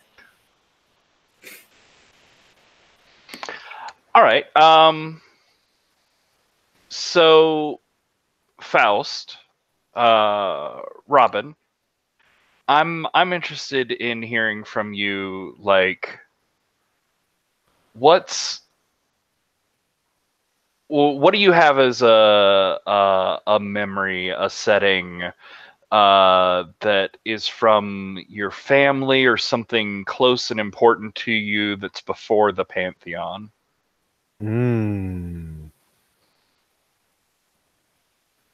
Like, is there a particular place, your house, or a room in your house, or somewhere your family would go?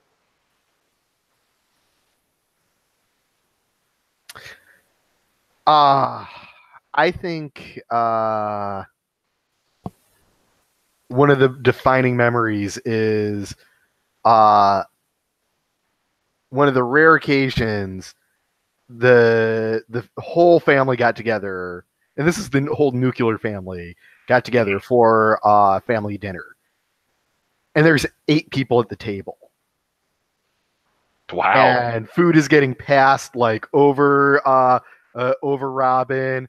Conversations are happening all around her, and she is basically in the crowd of her family alone, just sitting there eating blankly, like not somehow not engage, like not being able to engage with all of the hustle and bustle around her.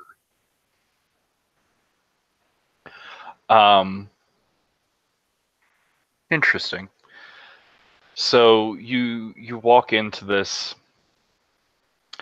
Sorry if I seem distracted. My computer is doing that fun thing where it's doing nothing.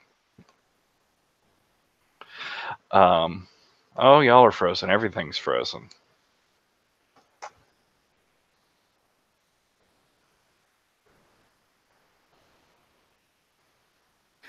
The funny thing is Patrick's not frozen. Oh, really? No, you heard that? Yeah. Yeah, you're not frozen at all.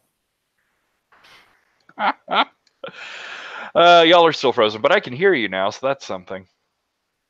I don't want to punch my computer. That would be counterproductive. Not a thing an adult would do. But if an adult does it, then it isn't a thing an adult would do. Curse your inescapable logic. Hang on, guys. I gotta go get a crowbar. That is the solution to everything. So, I'm sorry. Let me sort of. Ooh. You find yourself sitting around that table. You sort of look up from where you were, like looking down, not engaging with people, and your family's gone. And you see Puck there across the table from you, and he's chewing on like what was the main course of the meal. Oh, I think it was like a whole turkey because that's what would feed an entire family. So yeah, he's got a giant turkey leg drumstick, like up very juices sort of flowing down into his beard and sort of bare chest there. As he looks up at you and says, "It's tasty. I always Doesn't found really." I always found it dry. A little bit, but it doesn't seem like something you'd need. And he takes another chomp, and you have no idea why the two of you are sitting at this table. You have no particular connection to this. You don't remember that anymore.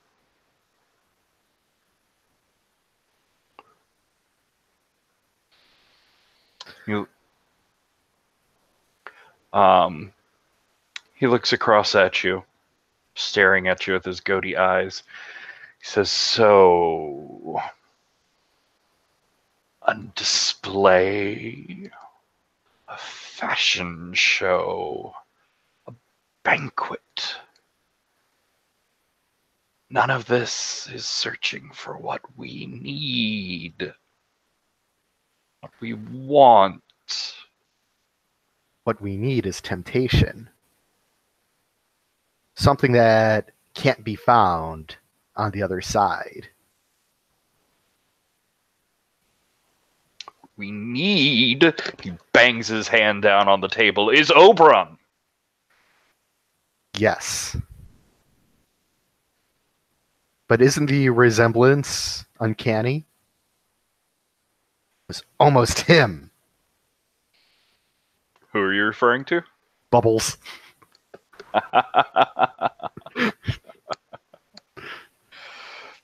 No, you have to let that one go. No. He's taken already. And by They're of all course you taken don't. already. You're so particular. You're too particular. There's a world full of fishes, cows, fatted calves ready to be taken. And you're obsessed on these few that flock around you. It's about getting the best.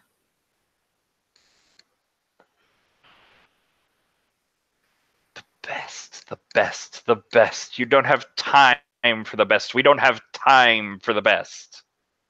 You always search and you always hunt and you try to perfect, and it's not worth it. Just look for something close enough. Trust me, Oberon can do a lot of the work himself. But we need to get his attention. What, you think something common would do that? Something pedestrian? Something like Boulder? You calling me common?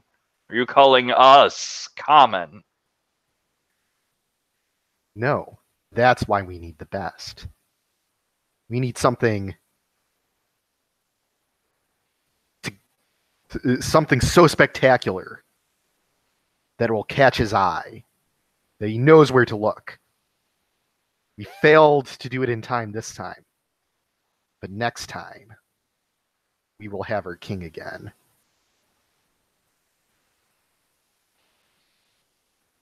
He's gonna look at you and look sort of head side to side, and as you look side to side, you see this table is now like sitting in the middle of the gallery exhibit. There's people walking around you. They don't seem to see the two of you sitting there. And in fact, if you look over, you can see yourself sort of standing dreamy-eyed in front of Baba Yaga over to the side. And Puck, he gestures from side to side and says, This is nothing. These people are nothing. These godlings around you are dross and trash. Nothing they make is worth anything. We have to make. We have to be beautiful enough. If that's your way, it won't work if you're just waiting on others to do it for you.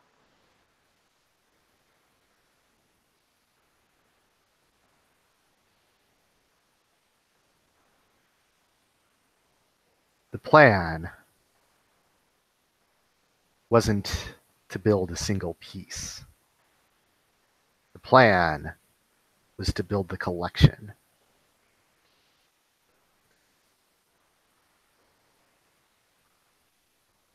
A collection is fine. A collection is lovely. It's wonderful. It's beautiful. It's enticing, but it's not personal.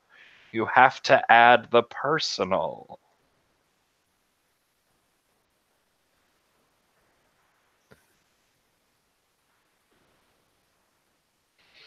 I'm trying to think of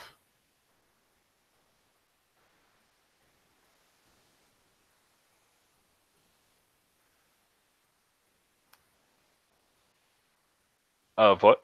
I'm trying to think of I'm trying to get in Faust's head for this. The personal is how you build the home. Is it just gilded? Does it just look nice? Or deep down to the core, what was built? That's what I'm doing. I'm building them up. You're not doing it fast enough.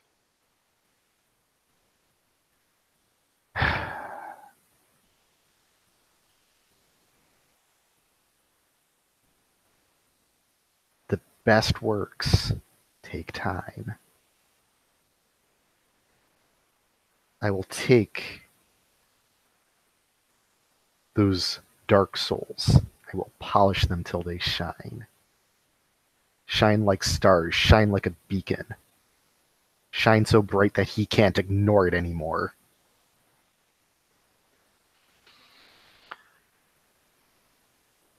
Why don't you make me a gaze into the abyss roll?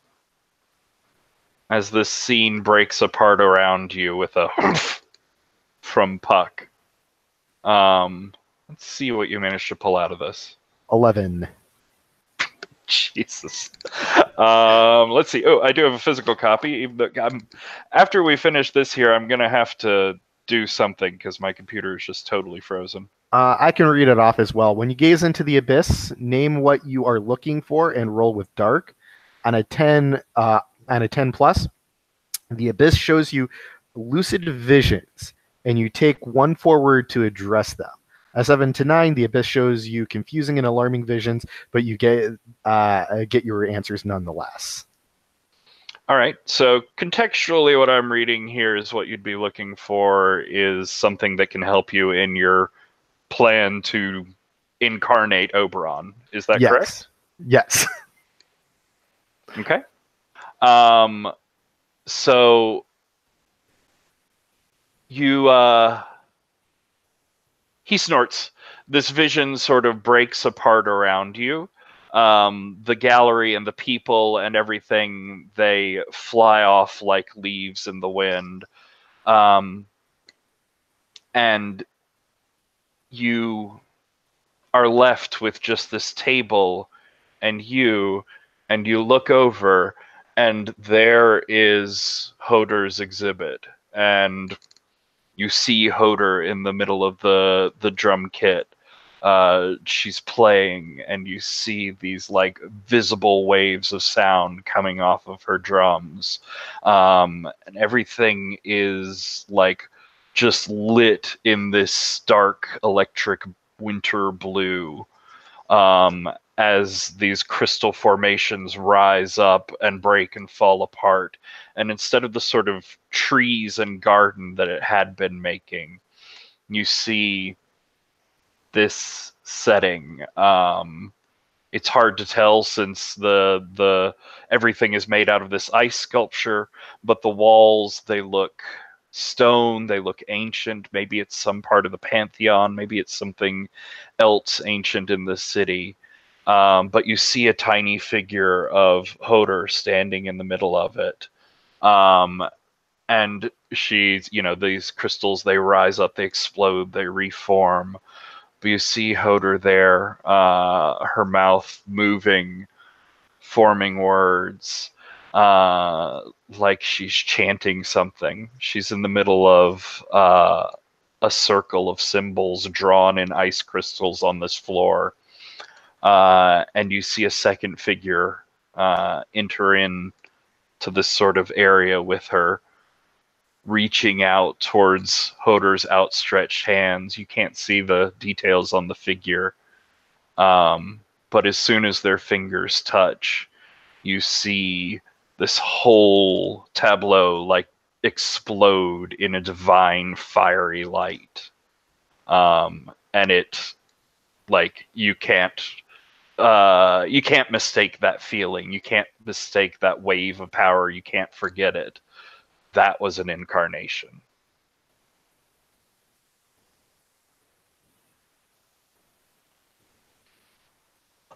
And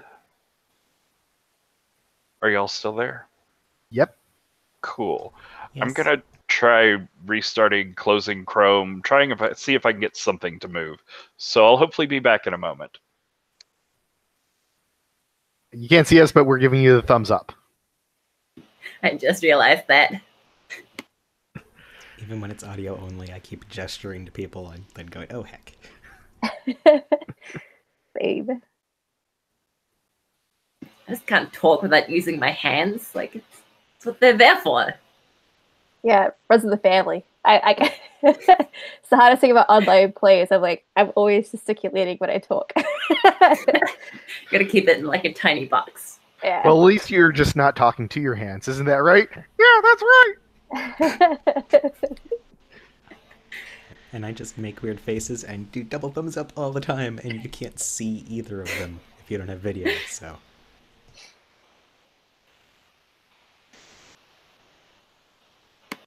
Oh, I gotta do what I hate doing, which is coming up with plans to do things to leverage promises.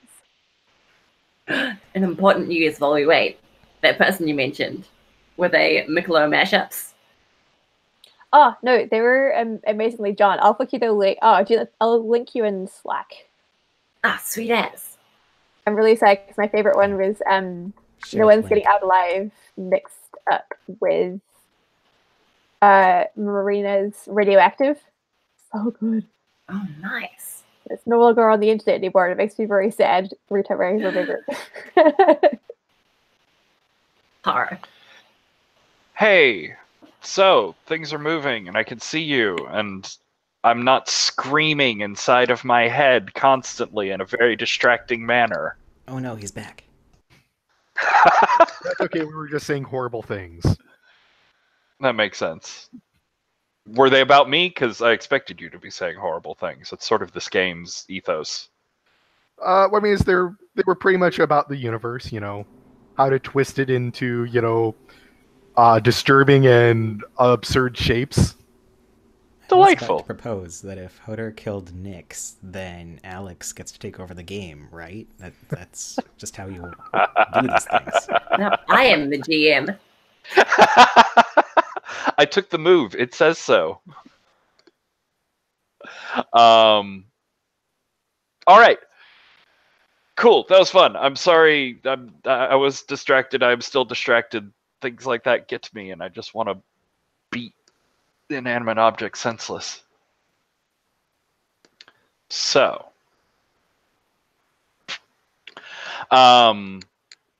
with the last symbol crash from Hodor, vision Hodor on this drum set, everything breaks apart and you sort of come back to yourself in your body, back in front of Baba Yaga.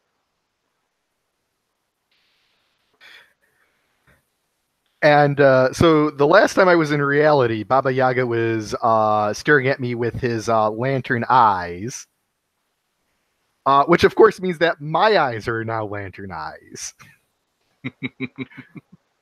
And I look at, and he was talking about, I don't understand his dark appetites. So I'm going to turn to him like, oh, honey, your dark appetites are just a pleasant distraction from for me. The reason I was interested is because I've seen far darker and far deeper. And I'm shutting the fucker down. Nice. Roll with gold.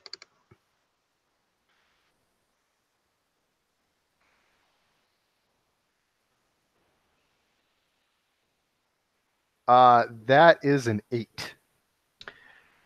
All right. On a 7 to 9, choose one below, but you come across poorly, and he will give you a condition in return. I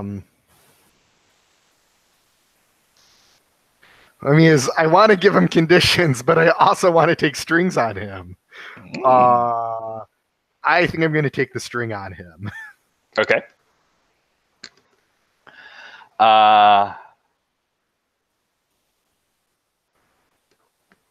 I think he's going to give you the condition hungry. I think it fits in well with what's going on here. Oh, yeah. I'm definitely hungry. All right. So, zipping back inside the maze, down darkened, strobe lighty, blinking corridors. Hodor, you're moving forward. I am indeed. Are you just moving forward? Are you taking any precautions or trying to look around?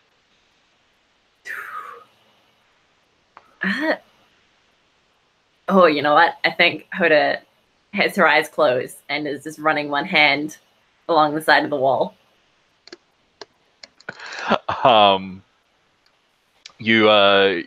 You do that. I think you sort of trail your fingers along the wall first before you close your eyes, and you feel these like grasping, rubbing hands. And as soon as you close your eyes, like you don't feel all those anymore. You just feel one small hand, sort of bony knuckles in your palm, drawing you forward. Yeah.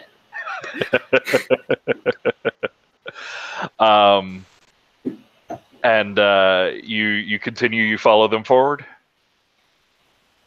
I mean, I got it, right? Can't turn back now.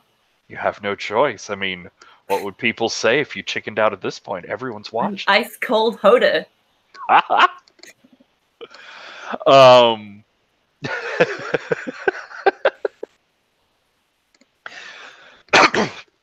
So yeah, you follow this hand forward, and you're keeping your eyes closed, and you hear the sound of your feet echoing on the floor,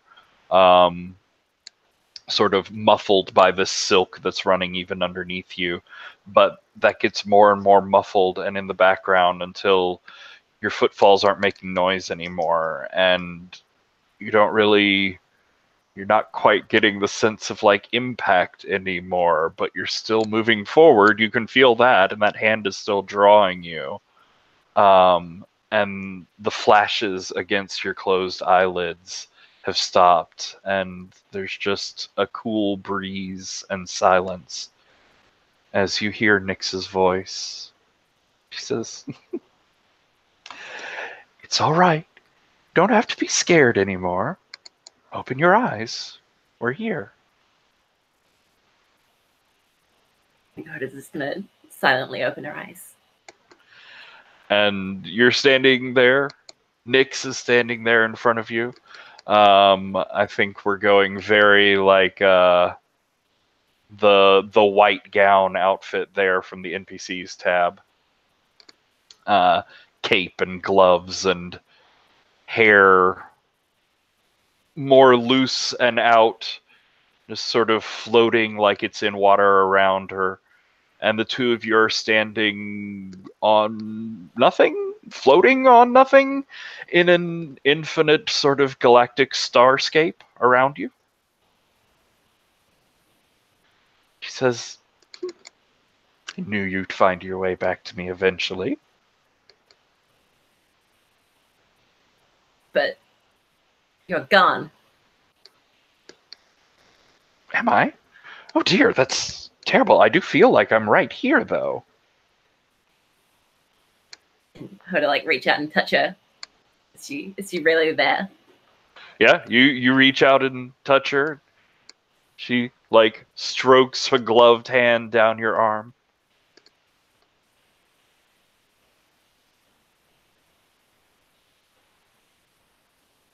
I killed you.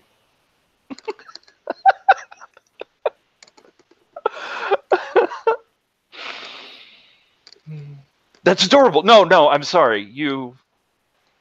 I told you. I've been here since the beginning. I'll be here till the end. What makes you think you could kill me?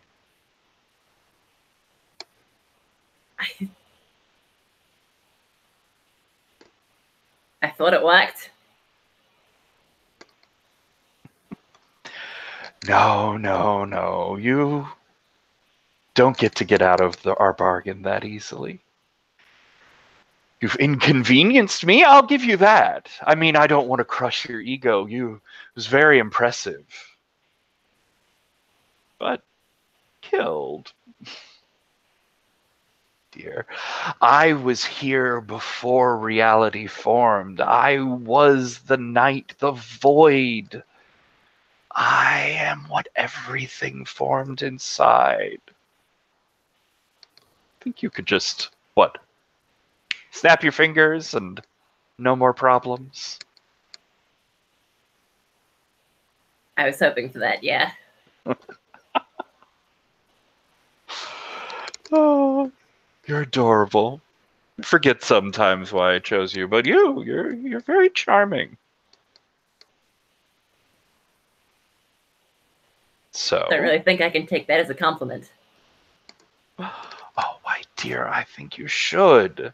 I have seen the best come and go over the eons. You're quite good. It's so rare to see a child that can grab onto their god and rein it to their whims as well as you can. Obviously not well enough. Well, perhaps it'll come with time.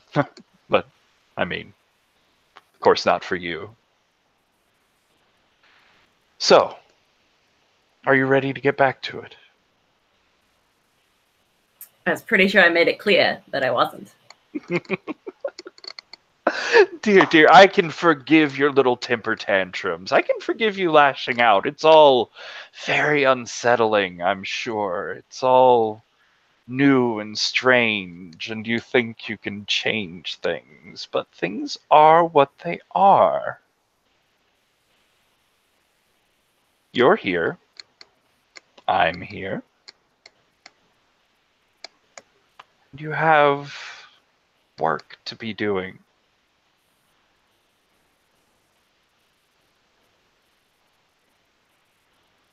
And what if I say no?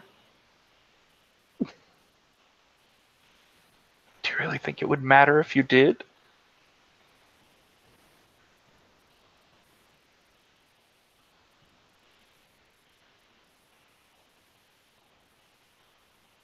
Fine. What? I'll bite. You have to find the words. You have to find the words. You have to say them.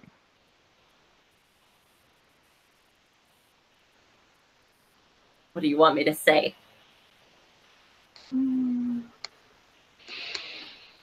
It's not a thing that can be explained. It's a thing that has to be discovered.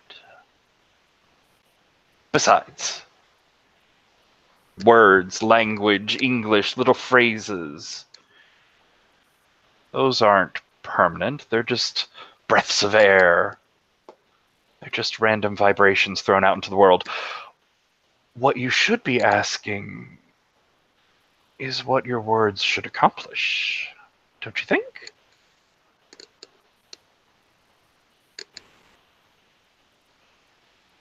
What should my words accomplish?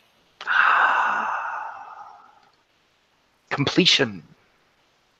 Resolution. A full circle. 12, didn't I tell you?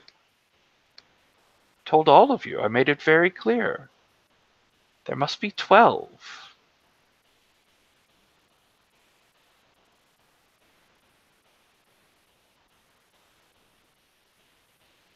But how? How? I feel like I've had this conversation 1,000 times with you. It gets very dull after a while, honestly.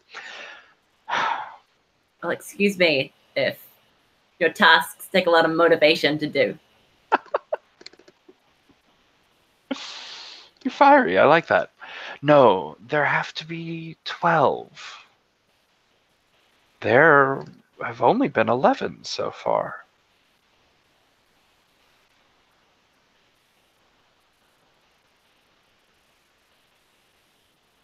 So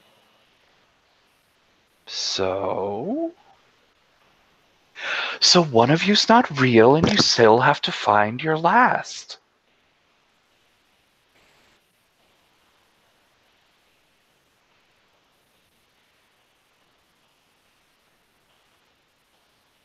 you say it like it's so fucking easy. I fear perhaps I overestimated you. Maybe you aren't the clever one I thought you were.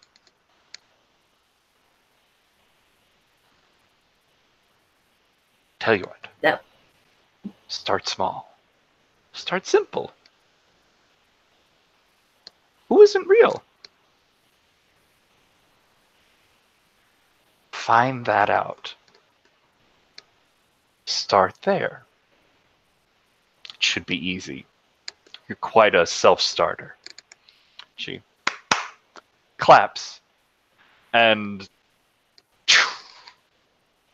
everything just sort of wisps away into smoke, and you find yourself in like this weird silk sort of hallway. It feels very like theater setup. You can see the sort of like reflection of the lights that are goboing behind there, and you can hear the whir of like things that are putting up these shadow puppets of hands. It's all very tawdry and sort of, why were people worried about it?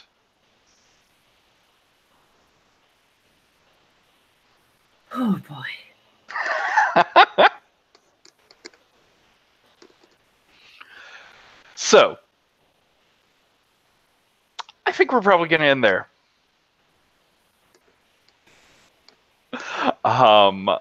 I think your gallery evening is a fairly roaring success. Did we have any hanging rolls or things that I need to finish up before we go out? I got distracted by computer problems and then lilting aggressively at Alex. I got a 3 to run away. Beautiful. I was also going to say, you also forgot that we have 2 more hours of this game to play.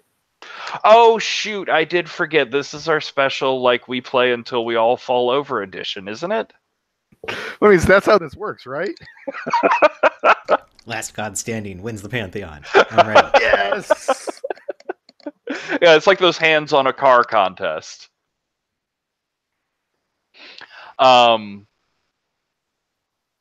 So yeah, I will make a note of that 3. I think we'll roll that forward into the next one. We're not cliffhangering. We're gonna close out the evening and the gallery here, but I will think of a way to roll that forward, Ryan. Were people marking experience for their fails? Because I'm bad about calling that out. And you all did terribly. I think I failed. Oh, except for Pan. Pan's amazing. Me I either. only failed one roll. Sorry, Alex.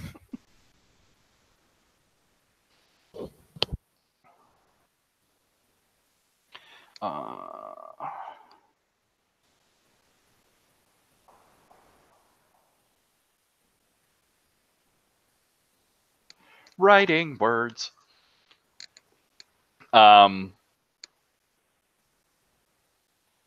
Yeah, so I'd like to do a quick wishes and stars round here. Or stars and wishes, rather.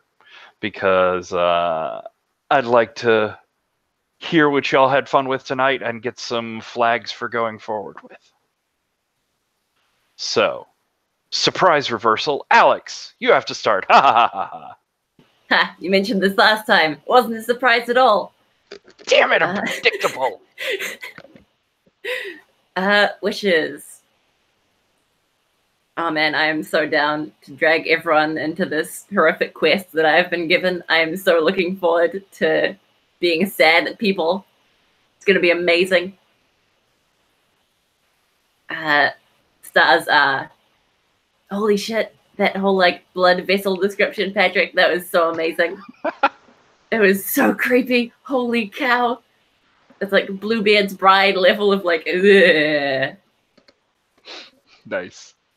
And then I'm like just so loving this love quadrangle already. It was like that was happening in like second 3 of the game. I was so down for it. Cool. David? God, the blood exhibit was pretty amazing. Also, huge star to Lauren for the whole Midsummer Night's Dream thing. I'll be honest, I when you said you were doing that, I pulled up the Puck monologue so that if I ever talk to you, I would start just talking to you as if I was like normal conversation, but saying the monologue to you.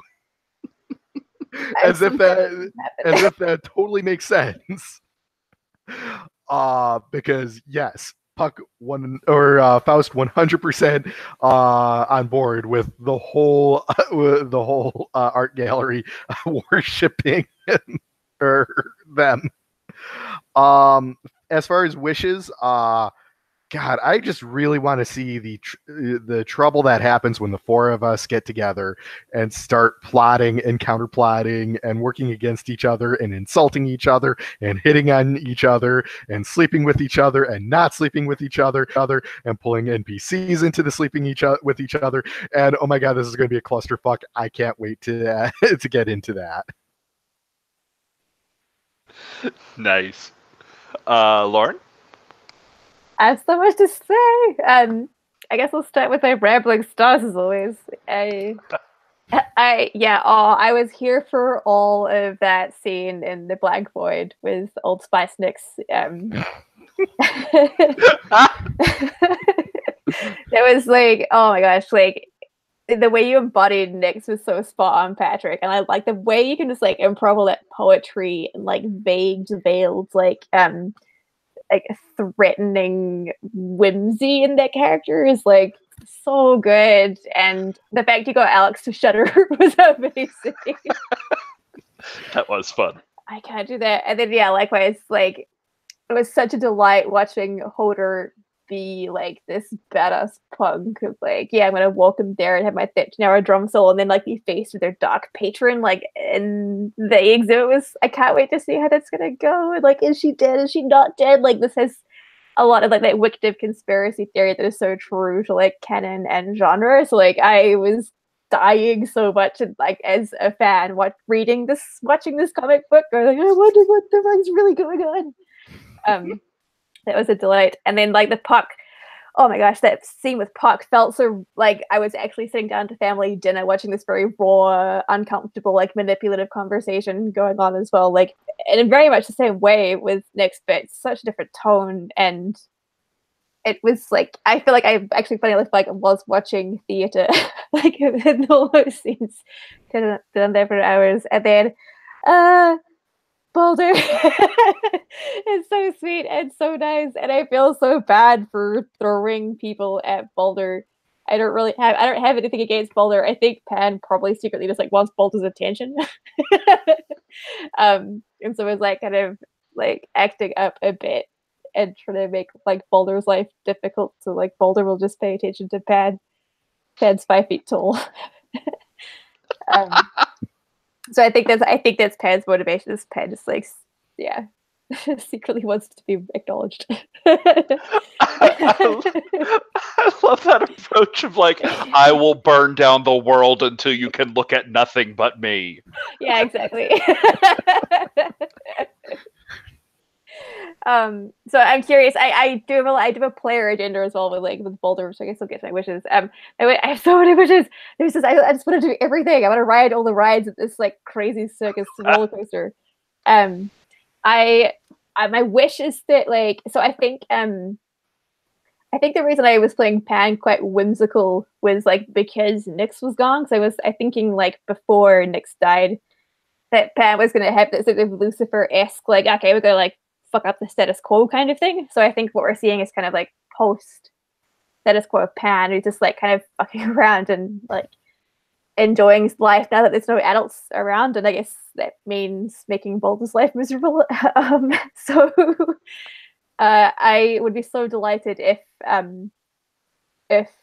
Holder and Pan could get together and sort of like figure out a way to figure out what's happening, like going on with Nyx. It involves like also a lot of promises, because I just want you to promise me things, and like like take down Nyx. When you can't do it, I'll beat the shit out of you with fairy contract promises. I don't know.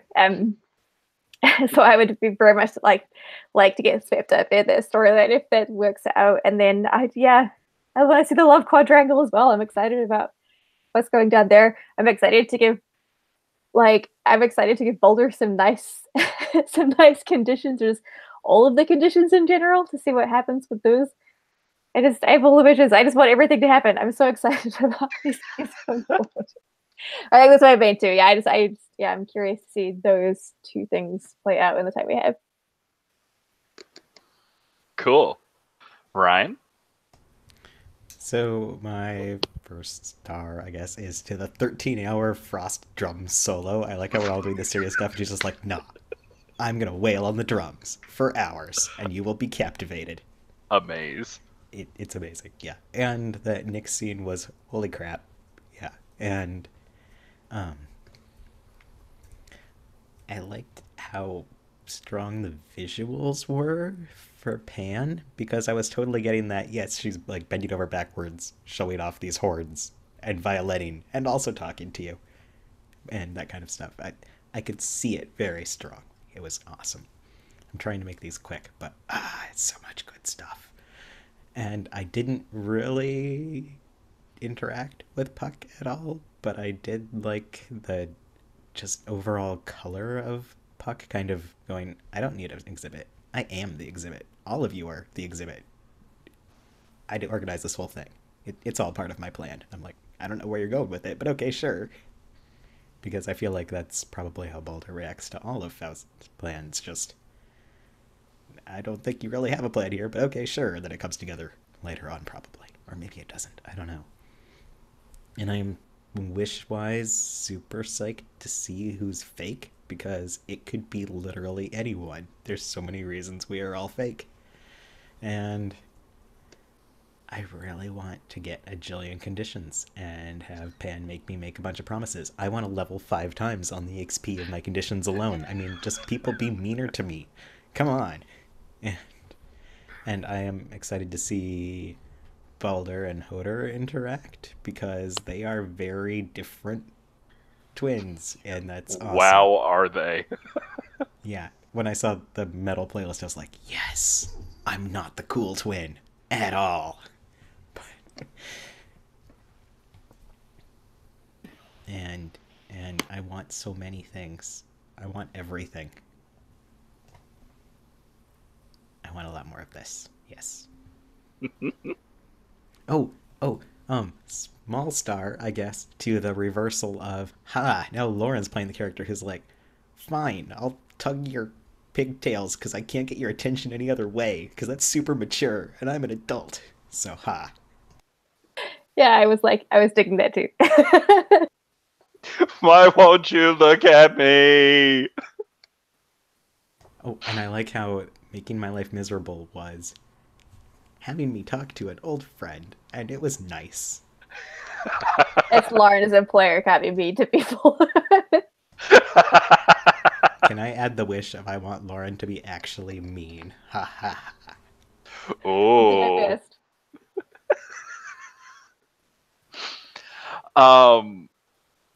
Oh my god, that was all great. I love all of the stuff that y'all came up with. It was such rich fodder to dig into and pull up things to throw at each of you. I don't know what it is about January in particular, but just something about her is sort of captivating, and I latched onto and love this idea of someone who's very connected to you before and separate from all this crap. And so I'd love to pull out the Balder that was just a kid sort of underneath it all, that's not having to look beautiful and meet everyone's expectations all the time with January. And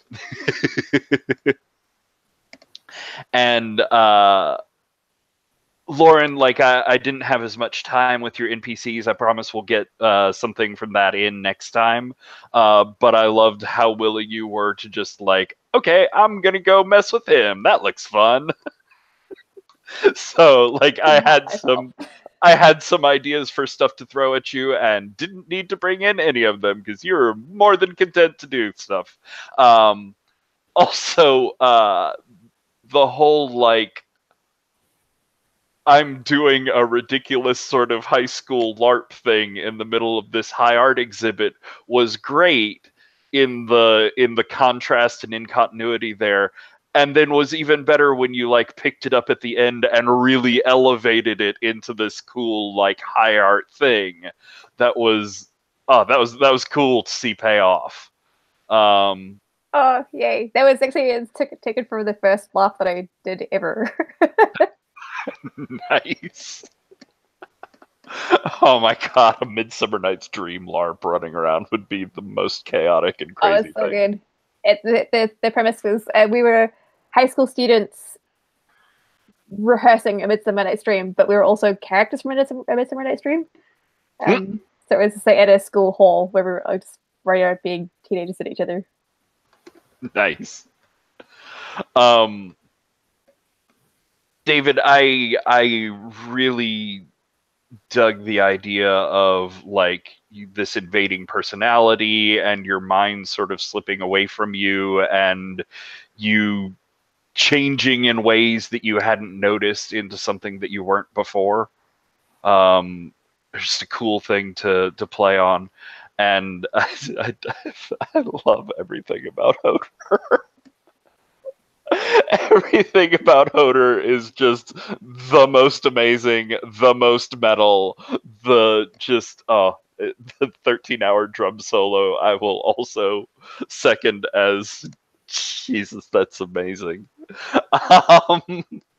You sent out that YouTube video earlier and I clicked on it and it was like 10 seconds in, I was like, yup, I get this character. And I really love the whole complicated storyline of how do we have an Infernal with a dark power, but we just killed the dark power, and how do we have a Pantheon without the Ancient One, and all that sort of thing. So I'm really digging the opportunity to dig into it and play around with those themes. I do have to say, when Faust hears that there's one more god coming, it's like shit's gonna get real for them. Like, I was definitely playing it. It's like, shit, I missed the window, and now it's like, what? Sort of wishes for stuff going forward. That whole intrigue, I'm definitely fascinated to see, as like motivationally speaking. You know, we have a new god slot that might be open coming up. Obviously, Faust has something that he would like to see there. Just to throw it out there, Nyx would like to have some influence over who that whole god is, because, you know, Nyx would like to have a body again at some point. That'd be great. You made it creepier.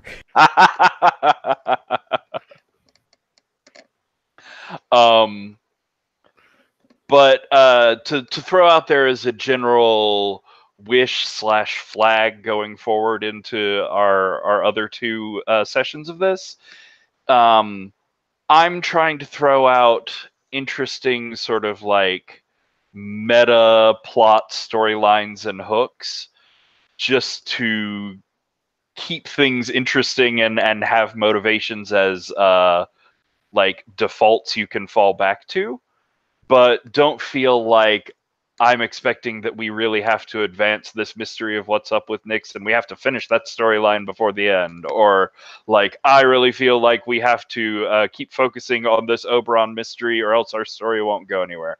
I'm much more interested in seeing the drama that goes on in between and in spite of these things. So I'm going to try and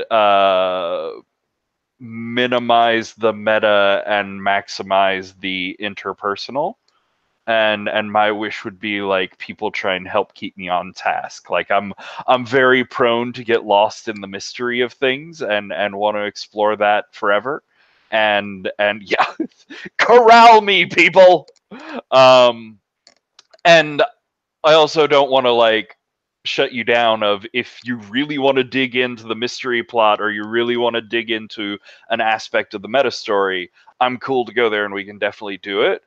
But if you want to play around and have like interpersonal conflicts and explore relationships and emotions, I'm totally down for that too. And I'm going to try and put that as my default push rather than last month, which was fist fights. That was my default push. And rather than complicated, weighty meta story. So, if all that makes sense, that's sort of where I'm coming from. I just said in chat, I will make a promise that I will flag scenes I want to see in chat, and you're welcome to cash in that freight contract and beat me up if I don't do that. Well, cool. I'm gonna go ahead and stop the recording.